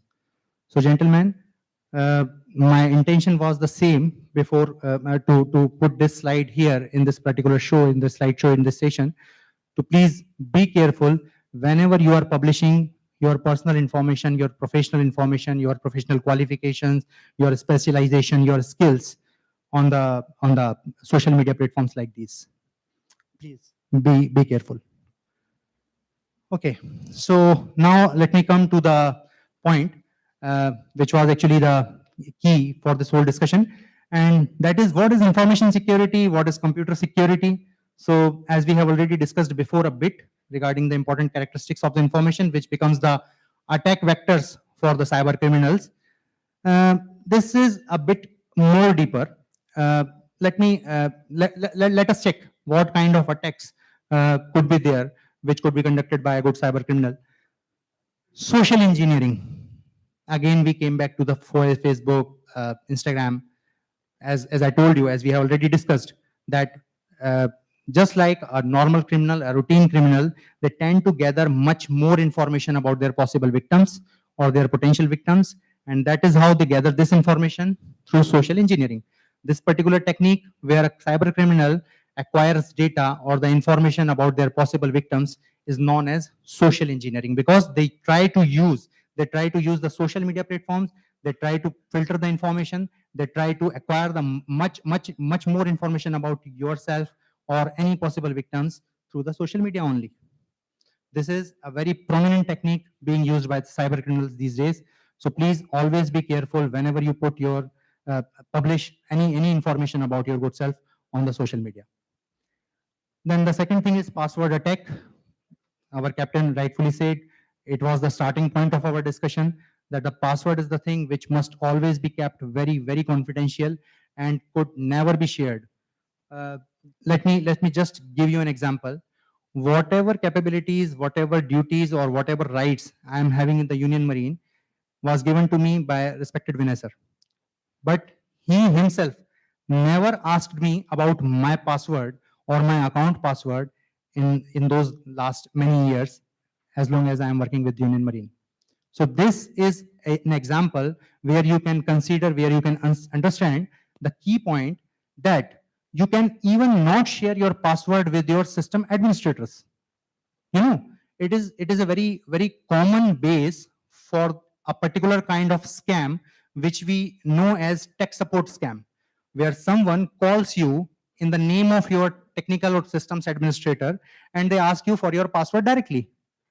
And sometimes a common man uh, fell for these kind of techniques of trapping very easily. They just hands over their passwords, thinking that they are giving their password to their system administrators. And this could be, you can easily understand how much disastrous that could be, where you are yourself handling your password over to someone whom you are not knowing, whom you are not sure, and whom you are not even sure where that particular person is. So this is how cyber crimes could be committed. So the password attacks are there. Please be very careful. The next point is SQL injection, and we will not discuss this particular point very in much deep, because it is a technique which is actually being used against the websites. You know, there are two types of websites on the internet. Very first one is static, and the other one is dynamic or the random websites. Random or dynamic websites are the websites where users can interact with the website, where the websites are having many kind of different web forms, where you can fill out these forms, where you can keep your data stored in that particular website. And uh, SQL injection is a technique which actually targets to those dynamic websites which actually stores the user data. SQL stands for structured query language. It is a technical language for computer programmers to handle databases and to query databases, to insert the data into databases. And this particular injection techniques becomes very harmful when the attacker uses it against any kind of information system which was not developed keeping in mind the techniques of information security. Okay, so we move forward. Then SQL injection, eavesdropping. It is another technique where an attacker can listen to the network traffic. He can observe and keep monitoring the network traffic, and then he can take the advantage of all the information he gathers by monitoring the network traffic between 2 points, any 2 points on the internet. Finally, these are the techniques which we are going to discuss a bit more in detail: phishing and malware attack. And last one was the denial of service attack, DOS attack. I have already told you about this kind of cyber attack and this kind of technique, where an attacker basically jam a service. Basically, every web server on the internet has a limit, has a strength. For example, a particular web server can handle 1,000 user requests in a particular minute. And on the other hand, if some cyber criminal wants that particular web service to be seized, he starts sending that web server 2,000 or 3,000 or 10,000 requests a minute. That means much more requests than the server could handle. And that's why this particular server stalls. It ceases to function. And this is known as denial of service attacks, where the information is made unavailable to you. They are not stealing anything. They are not corrupting anything. They are not selling any kind of information, your information, to anyone, but they are just making sure that you are able to access your own information and data. So this particular attack is known as denial of service attack. And this phishing and malware attack, these are the very common attacks these days. Out of these two, we will we will focus a little bit more on the phishing because it is a very prominent technique used by the hackers these days, and it is again very dangerous. So basically, what is phishing? Can anyone tell me what is phishing?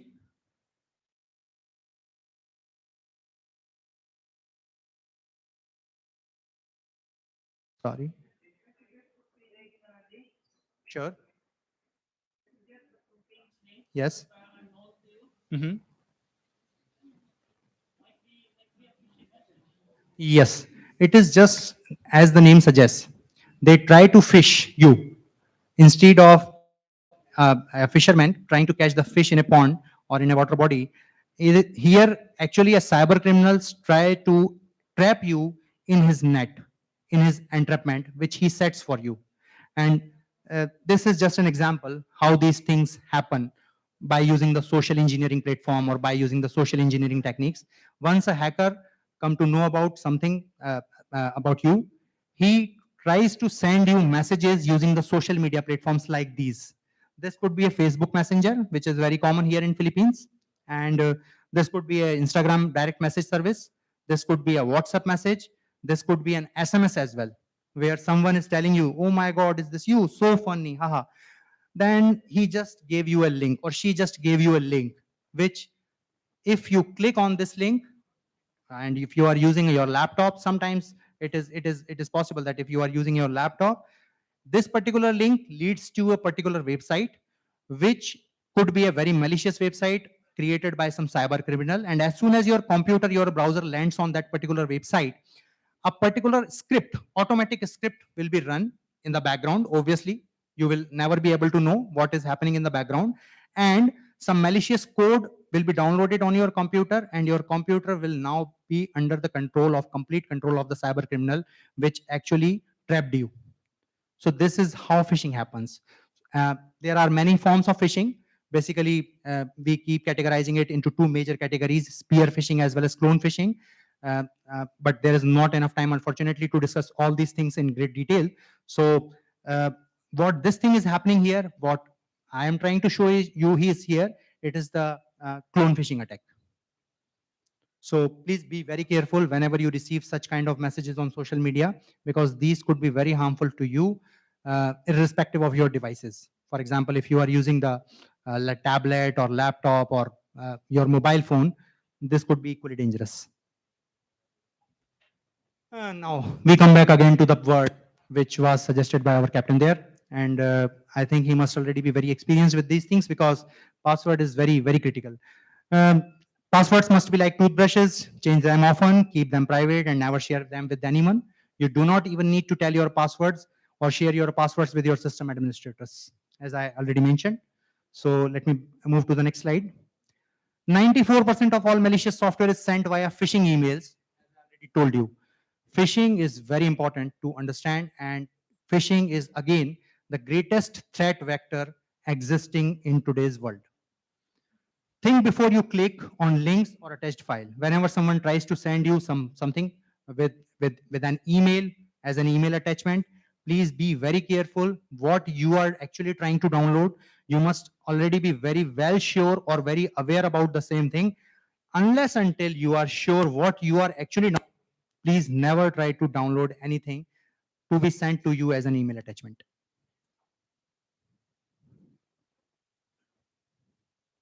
Okay. Uh, Now, there are some tips because uh, sometimes a question when we discuss about phishing, when we discuss about the attacks of phishing or phishing is a prominent technique, being a prominent technique for hackers these days, people ask that how can we protect ourselves against the phishing? There are very simple things, very in general things which if we keep in mind, we can protect, we can keep ourselves protecting against these kind of attacks. For example, no personalization or contact information. As I told you that phishing could be of two types: clone phishing or spear phishing. Whereas spear phishing messages could be very personalized. There might be some clone phishing messages which could be sent to you as a general message, because hackers usually try to send these kind of messages. That means clone phishing messages to thousands of users at a time with a single click. They are using special techniques, obviously, because in our email systems, we have a limit of the recipients whom we can send a message to. But with their systems, with their special techniques, they can send a single message to a million users with a single hit, with a single click of the mouse. So in that case, no personalization or contact information would be there. So please try to be aware, try to catch this thing, try to point out this thing whenever you are reading some email and you feel that it is not actually being addressed to me in a very personalized manner or in a manner that it must be into, then please be careful, then please understand that it could be a phishing email. Spelling and grammar errors, these might be there because it is a very common psychological phenomena that whenever someone is doing something wrong, uh, somewhere in his mind or heart he is knowing that whatever he is committing is a crime. So he might commit some kind of spelling or grammatical mistakes. And if you are very careful about the contents of the message which you have already received, and you are checking the message in these terms, then you can easily find sometimes easily you can point out, you can easily find that this particular message could be a dangerous phishing message, and you do not need to respond any of these messages at all. Another red flag, request personal information. If someone tries to request your personal information, for example, financial information, credit card data, your email password, internal details of your system, something related to your company business in an urgent basis, because cyber criminals always tries to create a sense of rush. They always want you to commit something in a hurry. They always do not want you to think twice before committing some action. So that is the point actually. Whenever someone tries to request something sensitive out of a sudden or in a sense of hurry, please be careful. It must be the greatest red flag which could be there for you to understand that this message could be a phishing message. The next point is high urgency or threats. As I told you, they always try to create a sense of urgency. They always trying to create a sense of rush. They always try to make you commit something without thinking twice or without even thinking whatever you are trying to do is a legitimate thing to do or not. Fake addresses or web links, another important point. Please always sense check the email address of the sender of a particular message as soon as you receive that message.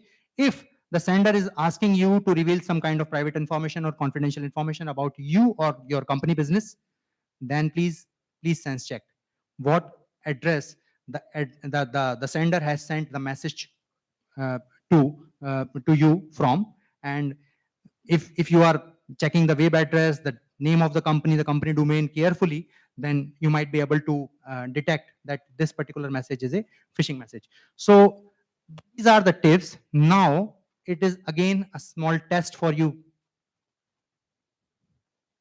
Can you please tell me if something is wrong between or something is different between these two emails?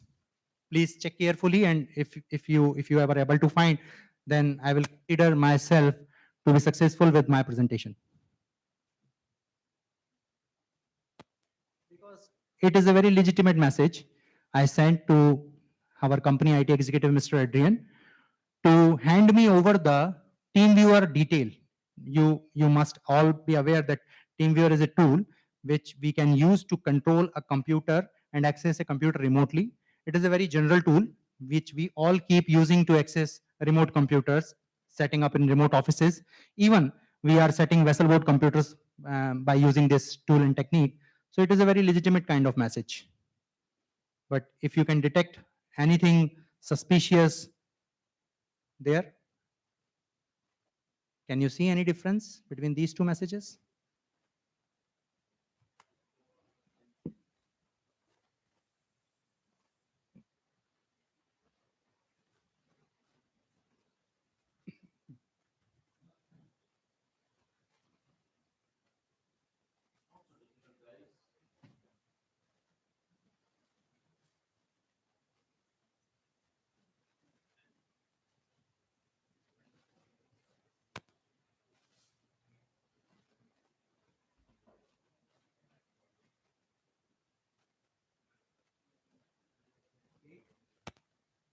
Can I show you the results?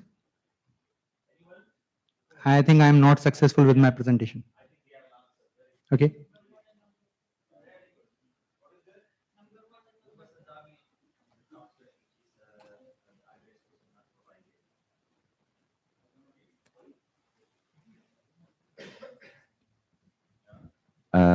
There was no exact address provided on top, and then they put a link which is possible for to click.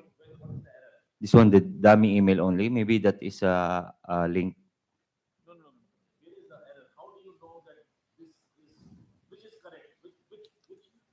I'm just asking you, which email is correct? The first one, sir. Yeah. Then- There's no specific address for the sender, sir. And It is there. maybe the I- logo is easy. Actually, Yeah, actually, it's easy to attach the attachment for the logo. Yeah.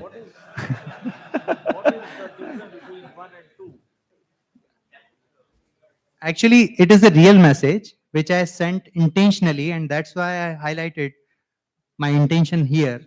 It is a dummy message only, but it was actually transmitted. I actually sent this Sir. message.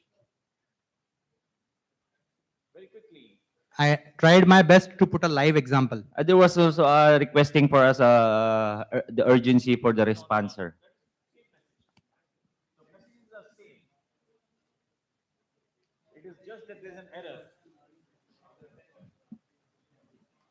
Now I think someone told the tip. Someone just shared the tip. I think one of our captains shared the tip. No, let's see. Still very good. Yes, sir. Number one email is the correct one. Perfect. The number two was an error on the email address from the sender, sir. UMMS. Very good. The letter I think number one or big. Good. Thank you. Thank God. Thank God. Actually, sir, he saved me. He just made my presentation successful. Okay, perfectly fine. It is there. You can see there was an I, and here it is a capital L, small l. So this is how phishing occurs. Okay. Okay. Thank you all for trying your best. One few lines from my side. Sorry, we have been burnt couple of times very badly with the cyber attacks. So I think I have to share. Please remember, please understand that it is not easy to spot these in real life. What I showed you yesterday, that image, in real life you would pass by. In real life you might not know. So kindly pay attention. It is very common. Yesterday, I don't know who, maybe the speaker from MTI, he mentioned that if Philippines people have a habit of spending 5.5 hours on Facebook or the social media. And we have a tendency to put everything on the social media. We put our images, we put our everything, and I can assure you, it's very easy for people to profile you with that information. It is very easy for people to tell you that you ate at uh, at Jolibo at you know at Robinson's, and we have now a discount offer for you. So if you spend $15, if you send me $15 now, you can eat for life, because we have seen you coming very often there. You are here on this date, you are here on this date, you are here on this date. And you said yes. So now you have become our regular customer. Just pay $50 or 500 peso and you can eat for life. Just send me now. This is a one-time offer. You send them money and finished, gone. Real life. It's not phishing, it's nothing illegal. You are transferring the money to someone. Gone. I can assure you, if I spend 15 minutes here on this in this room, I should be able to get 5 of you to share your passwords with me. I can assure you, if we had time, I can show you now. I personally I'm not a cyber security expert, but I can assure you, if 5 of you would be able to share your passwords with me, not correct. You share your passwords with your family, not correct. I went on this vessel, which was Mona Max. I'll tell you the name of the vessel. Last week I was on this vessel, Vietnam. In Vietnam, I was there for the docking, and there was a third engineer who was using master's password to access the Intuit ship's portal. Yeah, surprising? I'm not surprised. Did I raise an eyebrow? Probably no. What can I do? We do not realize the importance.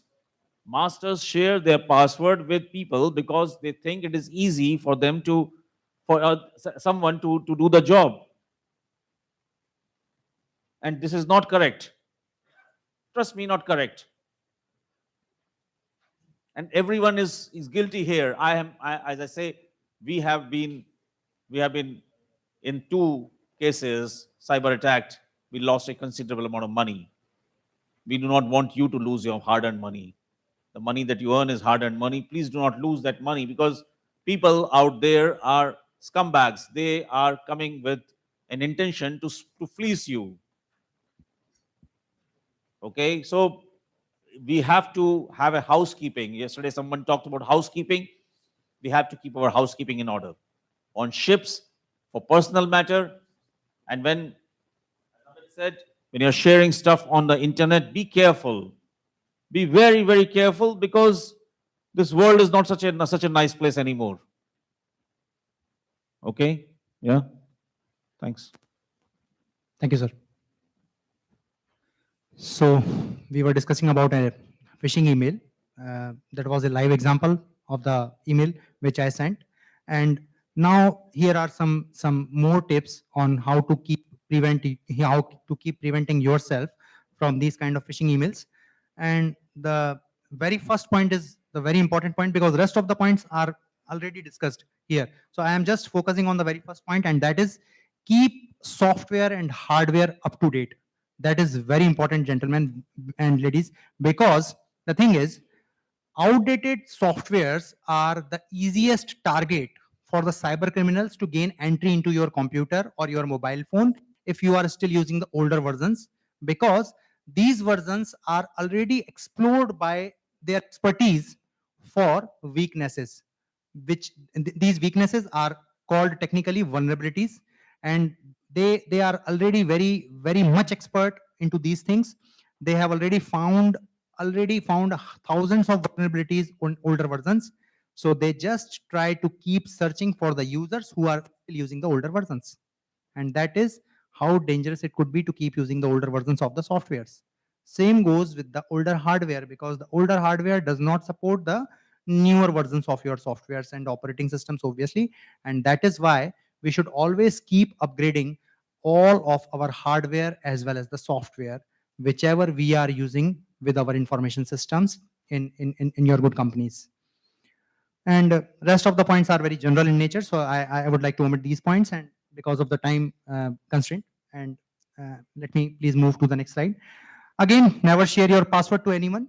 Use a secure VPN connection in case of public places. Whenever you are on an airport, whenever you are staying in a hotel like this, please never trust any public Wi-Fi which is freely available to you. Either please keep using your mobile phone data, or if you are connecting to a public Wi-Fi, try to use a VPN connection. That means virtual private network connection, because these are the servers which keeps hiding you, or which actually keeping you safe behind a particular firewall, behind a particular layer of different fake IP addresses, which the systems or the VPN keeps assigning to your computer and the network actually you are accessing the internet from. So it could be a good technique if you are using a public Wi-Fi, but please always be careful. Be careful what you post on the social media, because there are always the hunters, there are always the criminals, there are always the attackers sniffing around the social media platforms for more and more information about their potential targets. and we could easily become the victim. Yesterday, Harish sir told us that we should never have this tendency. This cannot happen to me, because as soon as we become careless, as soon as we become overconfident, this thing could easily be happen to with anyone.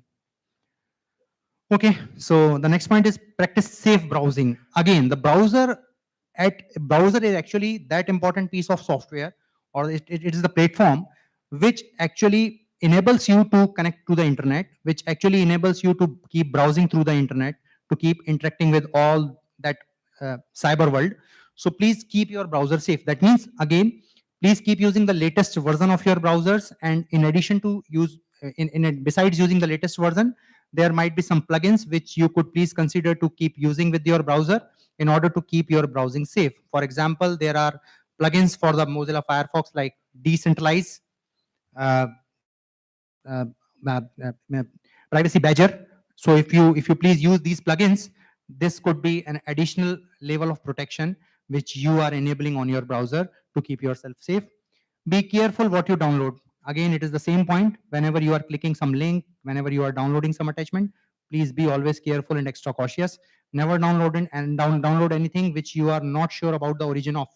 And please always download the softwares whenever you are downloading something on your computer from the uh, genuine or OEM websites only.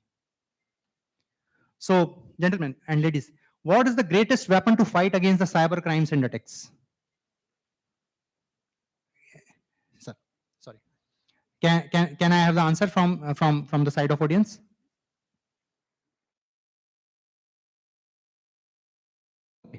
It is just your knowledge and awareness.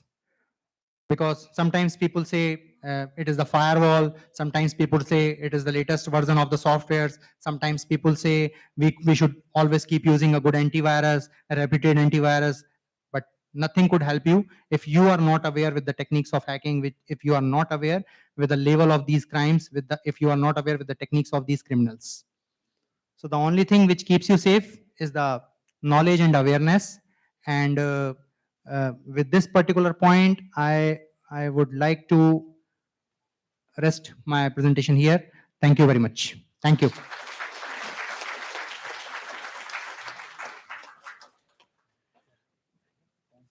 Sorry, Amit, to cut you on because we are really short of time. But thank you so much. Thanks a lot. Yeah, thank you, Amit-san. Actually, the presentation was quite interesting and probably needed some more time. I would now request Mr. Sanjay Mandol. He is the general manager of the technical units, and he is one of the founding members of Union Marine, to please share some of his views on techno-commercial aspects. Sir, if you could.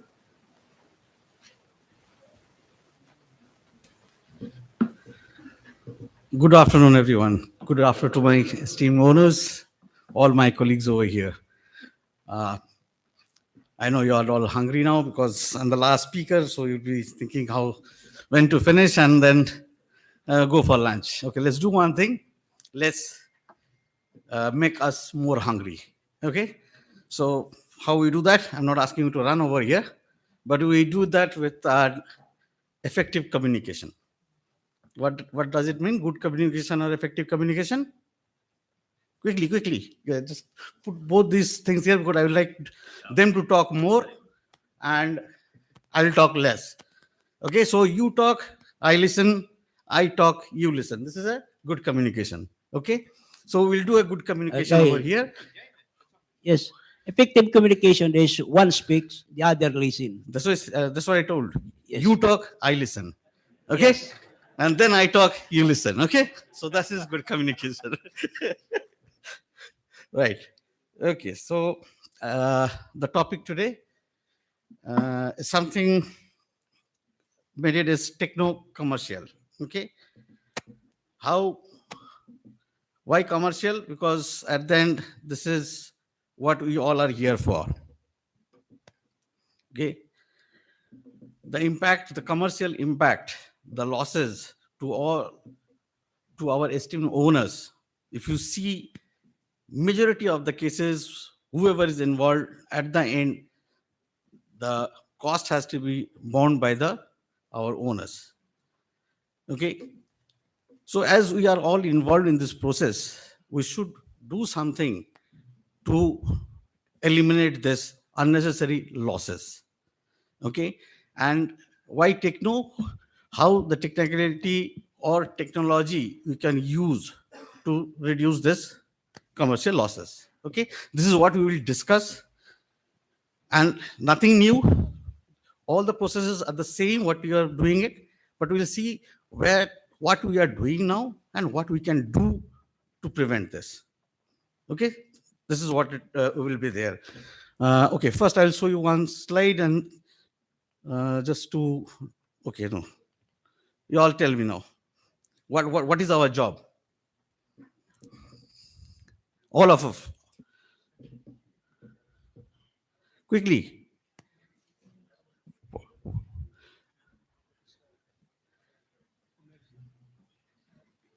To manage the vessel economically, sir. To manage the vessel, Economically. manage the vessel economically. Is this exactly what you are doing? What is the primary job we do on board? How it earns the money? So what is the job we are doing? In whole, all the people involved in the ship, what we are doing? Pardon? Goal one. That means Aim for high and then plan for information, hide information. No, I'm not saying that. What do you do on a ship? What is the prime function of the ship? deliver cargo, sir. Transfer goods and deliver cargo. So, okay, very good. This is what I want to hear. So you all are saying that you load the car, transport the cargo. Okay, it's, as you say, it seems very simple and easy. Okay, but if I go a little deeper into it, this is what we do. Okay, this is what is our aim, our goal, our achievement. Okay, to load cargo safely to the nominated quantity. Okay, carry the loaded cargo in same condition as loaded to the required destination at a chartered speed, fuel consumption, and then to discharge the cargo to the nominated receiver. Right? The whole process is, everything is involved doing this one only. And while doing this one, there are some of the compliance bodies which have to be met. Everyone agrees with that? Right. So now you think on, this is just one sentence, and how much, where each and every, more or less each and every sentence will have some commercial impact. If I take the first one, nominated quantity, have I got the vessel ready in all respect to load the nominated quantity? Am I loading the cargo as stated, the condition of the cargo? So on every step, there is a commercial involved. Okay, so whole of the processes which you do, there is a commercial involved, and these losses are also, there is one losses, and then there is someone is watching you with a hawk eye. Okay, like as Vanessa said, that we have to do something, you have to run faster. If you are running as fast as we can, then what we are doing as of now is enough, but we have to run faster to bring ourselves up or to remain valid in this competitive market, right? So I'll just put in who is the Hawkeye?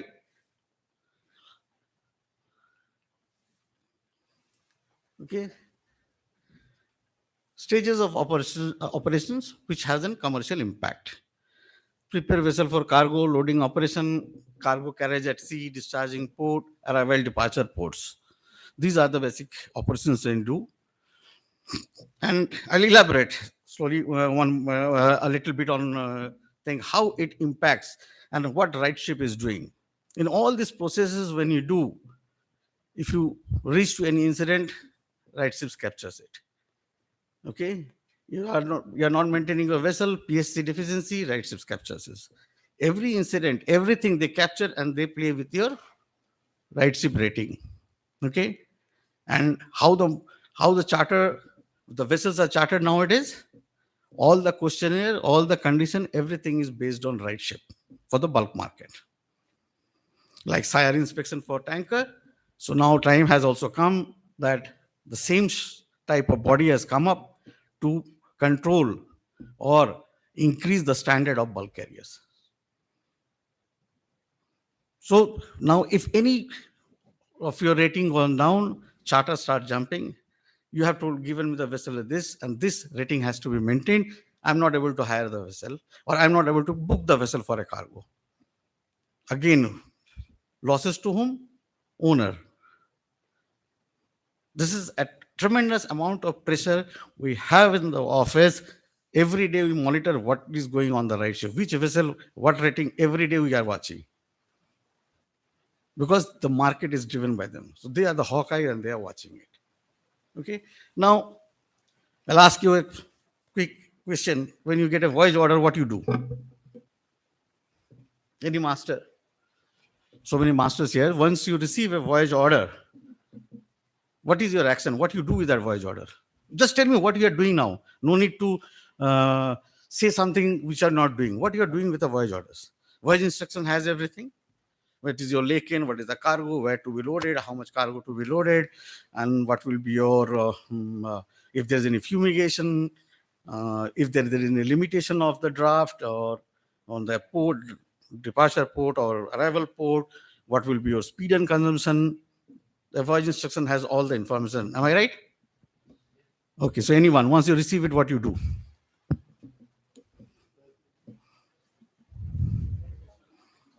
What do you do with the voyage instruction? Okay, We need to read the voyage instructions very carefully and thoroughly. okay, very good. After that, you have read it. Very good. And after that? Share? Share it with the Marine Department Okay. Why you are sharing with the Marine Department? so that they can give us advice just in case we miss something. And of course, they will know that the ship is already hired and they can give us further advice. Okay, very good. So this is one thing you have done, is that you have given a part of things to the office. Please check from your end, the vessel is going here. If any special guidance or special requirement or special arrangement has to be done. This is what office is doing. This is what we are doing now. What you are doing extra? Are you doing anything else with this voyage? You have passed it to the office. Very good. Office is doing that. What you are doing, I want to know. Yes, sir. Anybody, please. From the vessel, we should prepare the vessel in order to comply with the voyage instruction. Right. Very good. We want to prepare the vessel. How you prepare the vessel? Of course, it is stated on the voyage instruction the way for the cargo, especially preparation for the loading the cargo, the parameters, and also the bunker requirements. Okay. And- So those are written in the voyage instructions that what cargo has to be loaded. And what you do as a top management on board the ship with once you have received. One thing is very good. You have informed the office what you all are doing. If correct me if I'm wrong, because there's not much of time. Correct me if I am wrong. Okay, what you all do is that okay, the cargo hold has to be clean. So you instruct chief officer. We have 4 or 5 days. This is what you prepare cleaning the cargo hold. Okay. Chief engineer. This is the instruction. This is the voyage. So we have to reach there. Sorry to interrupt you, sir. Yes. We must make sure that as per the instruction is will be complied, and also we must sure that the cargo will transport safely. Okay, I understand. This is what we are doing, but now what I am trying to come to it is that we should do something more than that. Okay, every time you are loading cargo, discharging cargo. Okay, once you load, you finish the voyage, you forget about that one. Again, you plan for the next one. The important is when this voyage orders come, we are not doing a proper planning and analysis. Okay, now this is what we have to be doing as a faster, because see, if you tell me, yeah, tell. But before we finalize the cargo, we try to share to our operation department. Mhm. Then if they agree, also the charter will agree, then we'll take the cargo. Yes, I'm not saying no to that. You are informing the office. Office is looking into it. What information they have, they're doing. What I want now is to think what we can do as a, because you are the ground zero. Okay, you are the best person to know. Okay, these instructions I have received. I need to do a grain cleaning. What chemicals are lying with me? How much is required? This chemical I used last time, and what the quantity was supposed to use was not enough. The mixture, the quality of the chemical was not good. This is analysis, planning, how we are going to do. Okay, like I'll tell you an example. Like nowadays, for this your speed and consumption. Okay, people call to the office. Sir, I have my vessel is doing so much of today's consumption is so much, and this is the speed I have done. Very good, you have called the office. But when you have called the office, it is already has happened. Let's take a step back and see what we should do not to have this. Okay, so like when you have the voyage instruction, you know where to go. They have told you that suppose Storm Joe is the weather routing. You take 4-5 days, they send you 3-4 days routing. What will be the weather? This is how many is my distance. So if how many days, good days I can get. How, so if you plan from day one and execute that, you will not reach, because you know so many days are the bad day, these are the good day. So let me plan for my good day, and these are the bad day. I will save my fuel. I will use it more if I require to increase the speed to meet the charter party. This is an example. Okay, this is what I'm saying, that what we are doing today is, okay, I have to do this. It is there. Hatch cover. Okay, first thing, I'll show you some pictures. Pictures is just to remind you that these are all the preparation for loading cargo. Hatch cover, okay, crane, your cleaning, your cargo hold bridge, hose test, okay, then your grab, ballast pumps, engine, everything is involved. Okay, now if I give you an example on hatch cover, see how small thing can reach to a incident, and it gets hampered for a loss. Hatch cover, we have PMS to check all the hoses. We all are checking the hoses, hydraulic hoses, checking, reporting in the PMS, check condition good. Okay, but there has been incident where the hose ruptured, oil sprayed, went to little, whatever, 1 liter, 2 liter went to water because it was only spray. But you had to inform the port authorities. The moment it goes to the port authorities, it goes to the right ship. The moment it goes to the right ship, it's an incident. The rating goes down, issue. The moment rating goes down, the charter hire goes down. Or charter says, I will not take, you have to increase it. So, no, so what I'm trying to say, that what we are doing now is the time, not that, okay, we have a system in the PMS, we do it. Checklist is there, we follow it. No, we have to run faster now. You think, analyze and see what we do and what we can improve. Come with suggestions. Do once the voyage is done, pre-planning. Okay, I have done this one, but still we found that we had problem this one. There was no loss, but we have faced the problem, we were able to solve the problem. Analyze the whole voyage. If you analyze the whole voyage, and then you can come up. So this type of cargo cleaning, yesterday we saw some pictures, the people are doing fantastic job hanging over there, but think of it with the bad weather.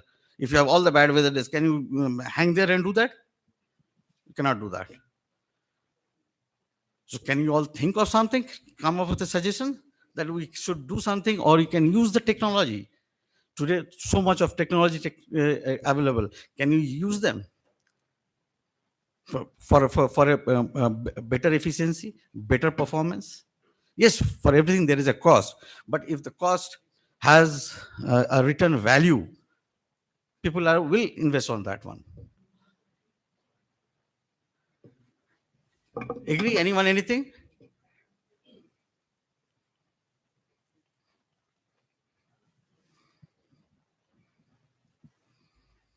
During loading of cargo, again, condition of cargo, handling of cranes and grabs. Same thing. Again, once I saw cranes and grab, we came back. We all are following checklist to the crane inspection, crane greasing wire, grab, everything is done. Still, we have crane wire breakage. Why? There has to be a reason why it is breaking. If you are doing all due diligence, why it is breaking? There has to be a reason, no? So that analysis we are not doing. This is because you all are at the ground zero. If you say the type of greasing we are doing or the process we are doing is not sufficient, we should think of something else. We should. Right? Grabs. When before, like this is what I'm saying, when you have the voyage plan, when it was last maintenance done, was this all checked? Let us do a recheck. This is what is your planning. If this planning is done correctly when your voyage order comes, you will avoid many commercial losses. So let's do little extra. If we don't do that extra, we'll stay where we are. We cannot grow more. We have to do. We have to. We means we have to do. We also have to think. You have to also think. What I want is that your top management, the vessel's top management, should do this analysis of each and activities you do. Come up with suggestions. We never see any suggestions from ship. You only call the most of the call. Sir, this is now. This is what has happened. Because we are calling when something has happened. So loss is already there. What after that? What we are trying to do? To reduce the loss. That time the action is only to reduce the loss. Loss is there, but how quickly you can take action, what action you can take so that loss is reduced. But we have to go one step back. You have to run a little more faster to see how to prevent these losses. Deballasting operation. How we are taking. How many times you do the ballast slide pressure test? The valves, when was the last overhaul? Was actually overhauled. Non-return valve. So these are the things when you have the voyage plan and you check all this. Okay, let's take out the PMS. Who did? Because, but obviously, everything is not done by when you are on board. Something is done by previous people. After you go, someone else will come. Okay, so it's a continuous process. So on a Wednesday, you should check all this. That when it was done. Okay, you will come to know. If you see that this was done, see the condition, you will come to know what was done or not done, only required to be redone. This is what I'm saying, a proactive planning. Once you do this proactive planning, then another thing, the draft surveys. I think we have cases where you see vessel does the draft survey. Okay. Anyway, so basically we are short of time. So otherwise, I wanted to touch something on. Okay. Just I will touch on the speed and consumption a part of it, because the day we. Yeah. Yesterday we had this one, but something very important which I would like to highlight on this one is that once, if you, this is from our one of the vessel. Okay, so once you get this, what do you think? What information you have and what information you don't have?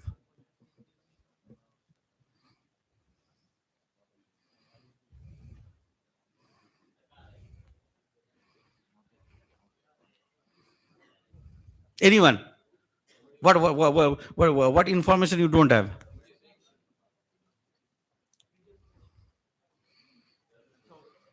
Given no weather condition. Already. I saw it already. I thought that It's given, including BF4, significant weight height, limited to Douglas step 0.5 to 1.25 meter with no adverse currents. Speed about is defined 0.5 downwards and bunker about 5% upward in calculating overconsumption. Douglas C State, sir. Huh? Douglas C State. It's given Douglas state. Second line.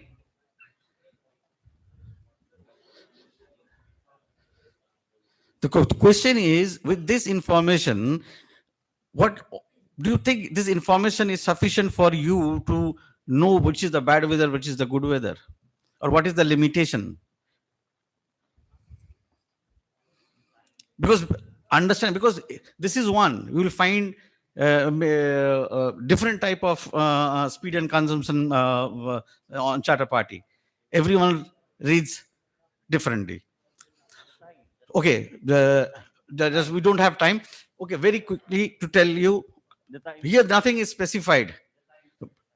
Adverse current for how many hours? 6 hours, 12 hours, 14 hours, or if you have adverse currents of a day, it is the day is not counted. This weather is for your bad weather is counted 6 hours, 12 hours, what? Because weather routing is doing 6 hours, 6 hours, 6 hours. So once you don't have this information, you cannot have everything on assumption. Okay, better to ask. But again, there is some assumption on this which I will tell you. Okay, if there is nothing given here, it is standard taken as every 6 hour and 12 hours, as yesterday said. How to handle that, that's a different thing, but then its standard is 12 hours. Okay, but again, in 12 hours, if you're having an advanced current of 2 knot, same thing again, as we are discussing, we need to record things. Okay, so important part, those things they have already discussed. Important part is, once you receive this, understand what information is there and what information is lacking. That is important. There are many one where there is Douglas C state is not written, only written 3. Then it is again arguable what height you take. Everyone can take different height. But again, I think there is a standard of 2 meter, I believe. Okay, so these things, if you have a doubt, clear it on the day one when you are doing your voyage planning. That is the time you have to plan. Okay, this is what I'm going to think. This is going by weather. So this is how I will plan. Right? Okay, so everyone is hungry, so I won't go with any more slides. Only thing, the core thing which wanted to convey is that let's do some good planning, execution, and analysis on what we are doing more than that. Okay, some proactive measures. Hope I will get some. You all can send me directly email that this is what is going on. If you plan something or you do something like this, it would be better. The performance can improve, and I'm surely I will reply you and I will do something for that one. Whatever is required from our side, or anything changes you need on the ship. Feel free. Do your analysis. Let me know. Okay. Thank you very much, and let's go for the lunch. Oh, Haris has the closing. Huh? Okay, questions. This is important. Okay.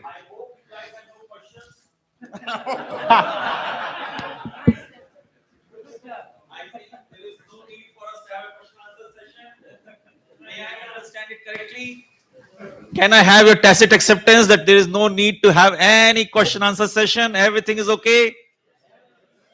No. First thing first, never say just because I say so, okay? Please. Challenge me. Yes, okay, so we can have a small.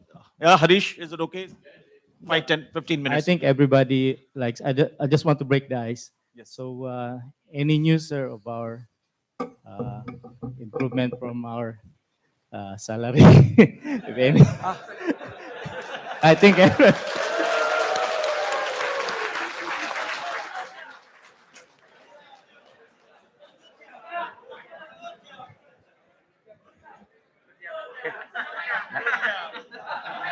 don't think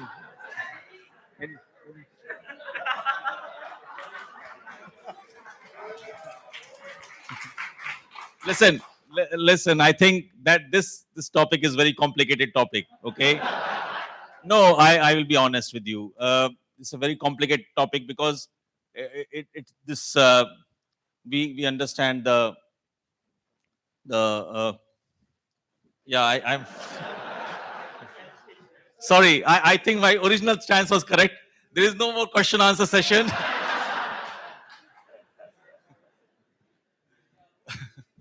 Okay, I will have to answer it. I believe. Or somebody else would like to take this question. Somebody? No. Okay, I think we need to. We are. Uh, we would look into it. I think we have 2 or 3 months more to come before the end of the year. We are already in discussion with the owners, and I think there should be something that we can do in terms of salary. As you all know that many of these we had a midterm revision this year for some of the owners. Some of the owners have given additional bonus to the crew. So I hope we should be able to implement it going forward for everyone. We will come back to that on a we understand the concerns. We know that there is an inflationary pressure. We know that there's a market revision. So whatever is the market salary, we have always paid the market salary to our crew. So there is no doubt that we would continue to honor that. On behalf of the owner, I can say that.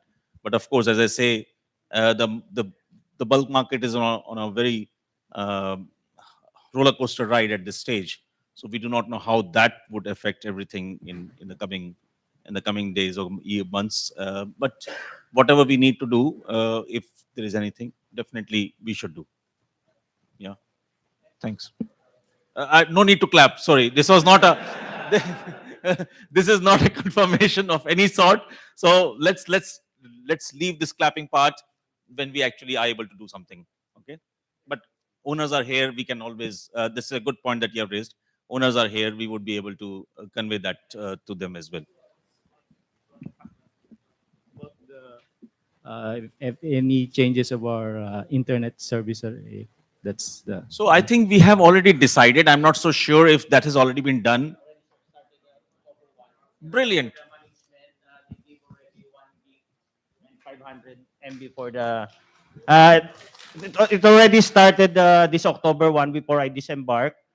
They give 1 gigs for the chief engineer and master, and 500 MB for the crew and the junior officers. So I think it's really good.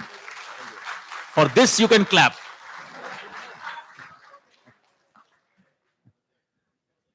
Okay. 1st of October, we have already started. This was a feedback that we received sometime back in September. So from 1st of October, we have implemented this. Okay. Anything else, guys? I think these are the 2 hot topics, but I would like to hear something more as well. Something that is not a hot topic.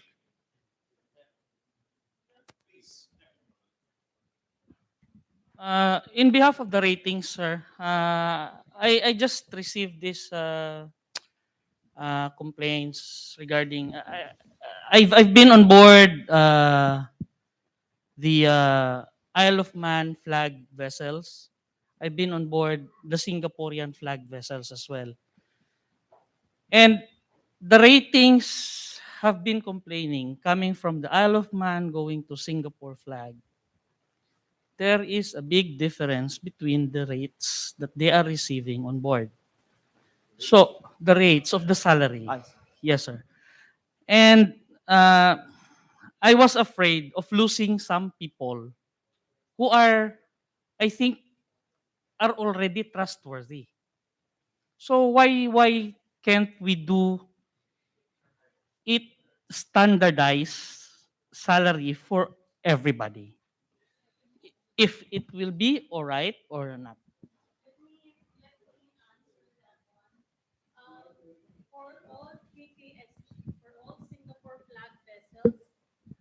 For all Singapore flag vessels, they have the union who is regulating all the wages. Effective August 16, there was an increase already for the ratings.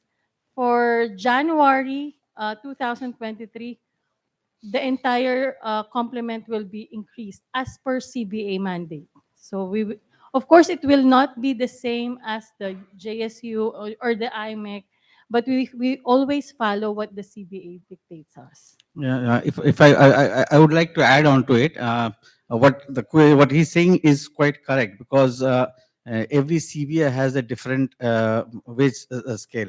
So as of now, we are giving as per those CBA. Okay, but I think now the time has come, because you have now got so many unions and everything. So we should look into making it a standardized. We'll see how to do that, and we'll work out on it, and we'll see what we can do. But a good suggestion. I agree with you. Yes, we'll take note of it, Captain. We understand. We should have a UMS standard, but to be very honest with you, uh, it's not easy. I can also assure you, it's not easy from our perspective. From when we look at it from a client's perspective, they would want to honor the CBA for the crew members. Of course, there's a company allowance for the officers and senior officers, and that is something that is a running number. But for the crew members, I think it is unfair. I cannot say this is fair. I agree with you completely. And from the crew perspective, they would not want such changes, and whenever they go to different ships. But we'll have to find a way. It's not easy. I can assure you. We cannot promise that. But point well noted and genuine concern. We do not want to lose our battle proven people who work very hard and who are a UMS person or UMS team. So point well noted. Yeah. Thanks. Anything else, guys? Anything else? No more? Lunchtime? Sure? No code? No more? I have a question. I have a question. No, I have been the most vocal person. I cannot wait till the very end. I'm a very impatient person.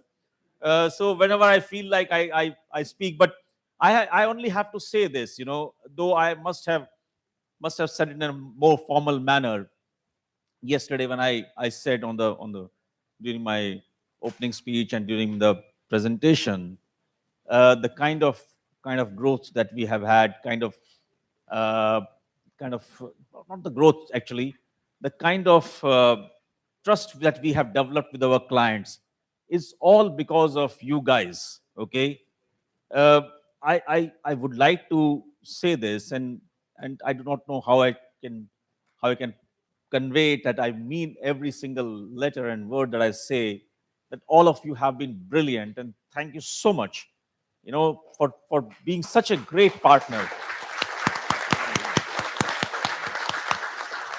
And I really mean it. I'm a seafarer myself.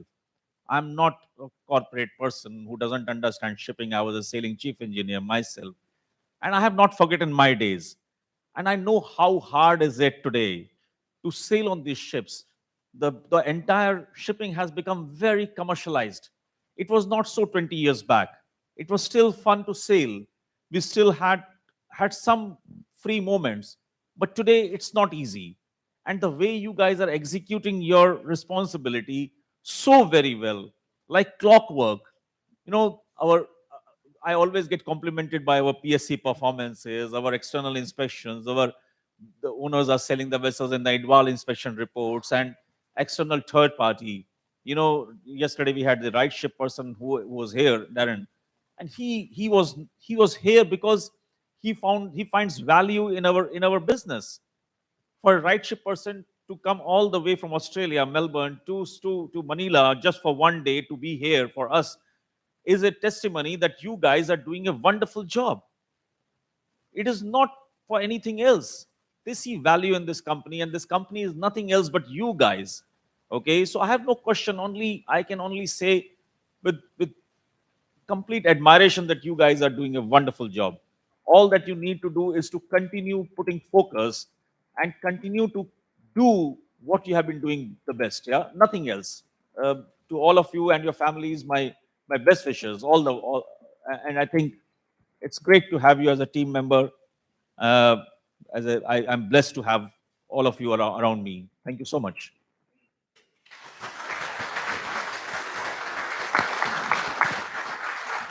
Thank you. I think. Yeah. If nothing else, anything else?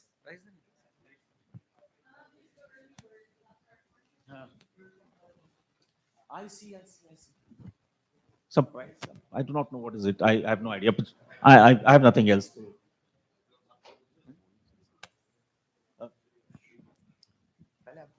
Okay, before. No, thank you, Vinay. I won't hold everybody up because I know we're going for lunch and we've overrun quite significantly. But I just want to extend really our thanks to all of you. Thank you, Vinay and the team. Really, it's been an excellent couple of days. I think I've certainly learned a great deal, and I think you have too. And I just want to say that the last couple of years have been very difficult for you with COVID, travel restrictions, being away from your families, and we really appreciate your hard work, your efforts. You are the owner's eyes and ears on the ship. You protect our asset. Be safe, keep each other safe, and thank you very much. Thank you, Sean. Thank you.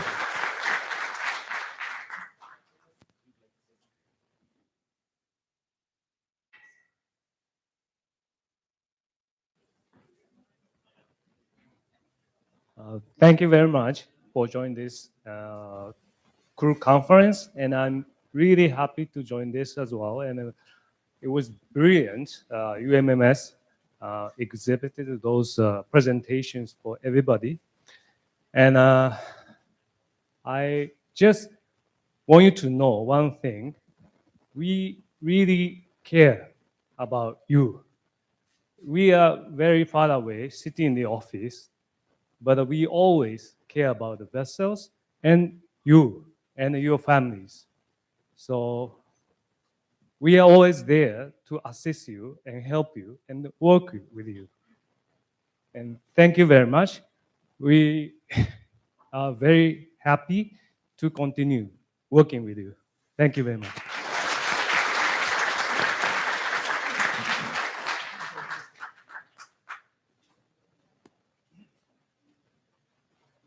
Okay, thank you so much. Thanks.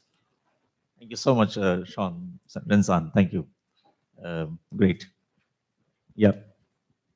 Sir, before we close, there are 2 early bird prizes. And the first one for 20th October, Mr. Longden Lido.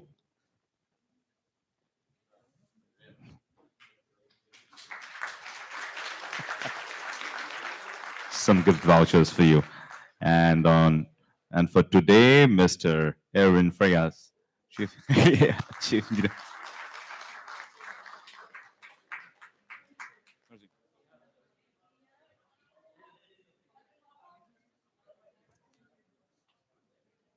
Early birds, not angry birds.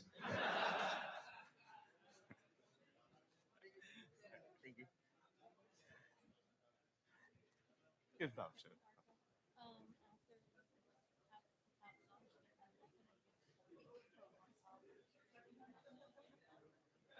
Okay, one more announcement. After the lunch, we will again open the photo booth for 1 hour so that we can have our memento pictures.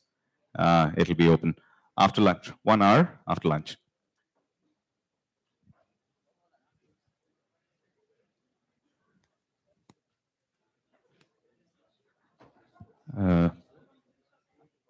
Photo booths for photographs, for people taking photographs.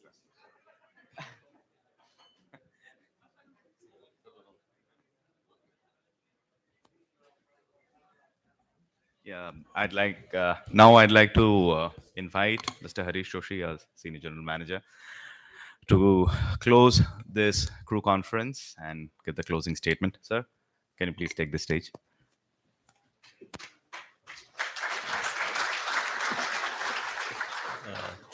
Thank you, Arko. Over the past 1.5 days of this intense interactive sessions, we are able to cover some diversified topics, right from the watch keeping and ship management techniques to the human behavior management, from cargo, PSC, and right ship issues to the human health and mental issues, from emission and control to media control, and from ship hygiene to the cyber hygiene.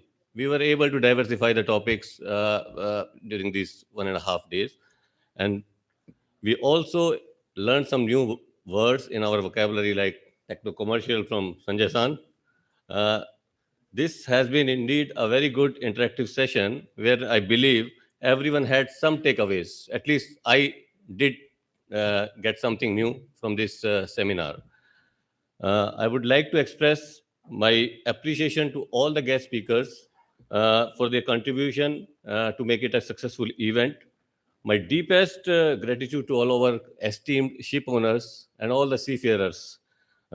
It's been a wonderful audience and helped us to make it a very successful event. The end of this one chapter is just the beginning of other. So read on and wait for the next event. Put your mask on and get ready for the evening event. It's gonna be gala night and you're gonna enjoy it. So on this note, thank you very much, and let's meet up in the evening, okay, to lighten up our mood and celebrate. Thank you so much, everyone. Thank you.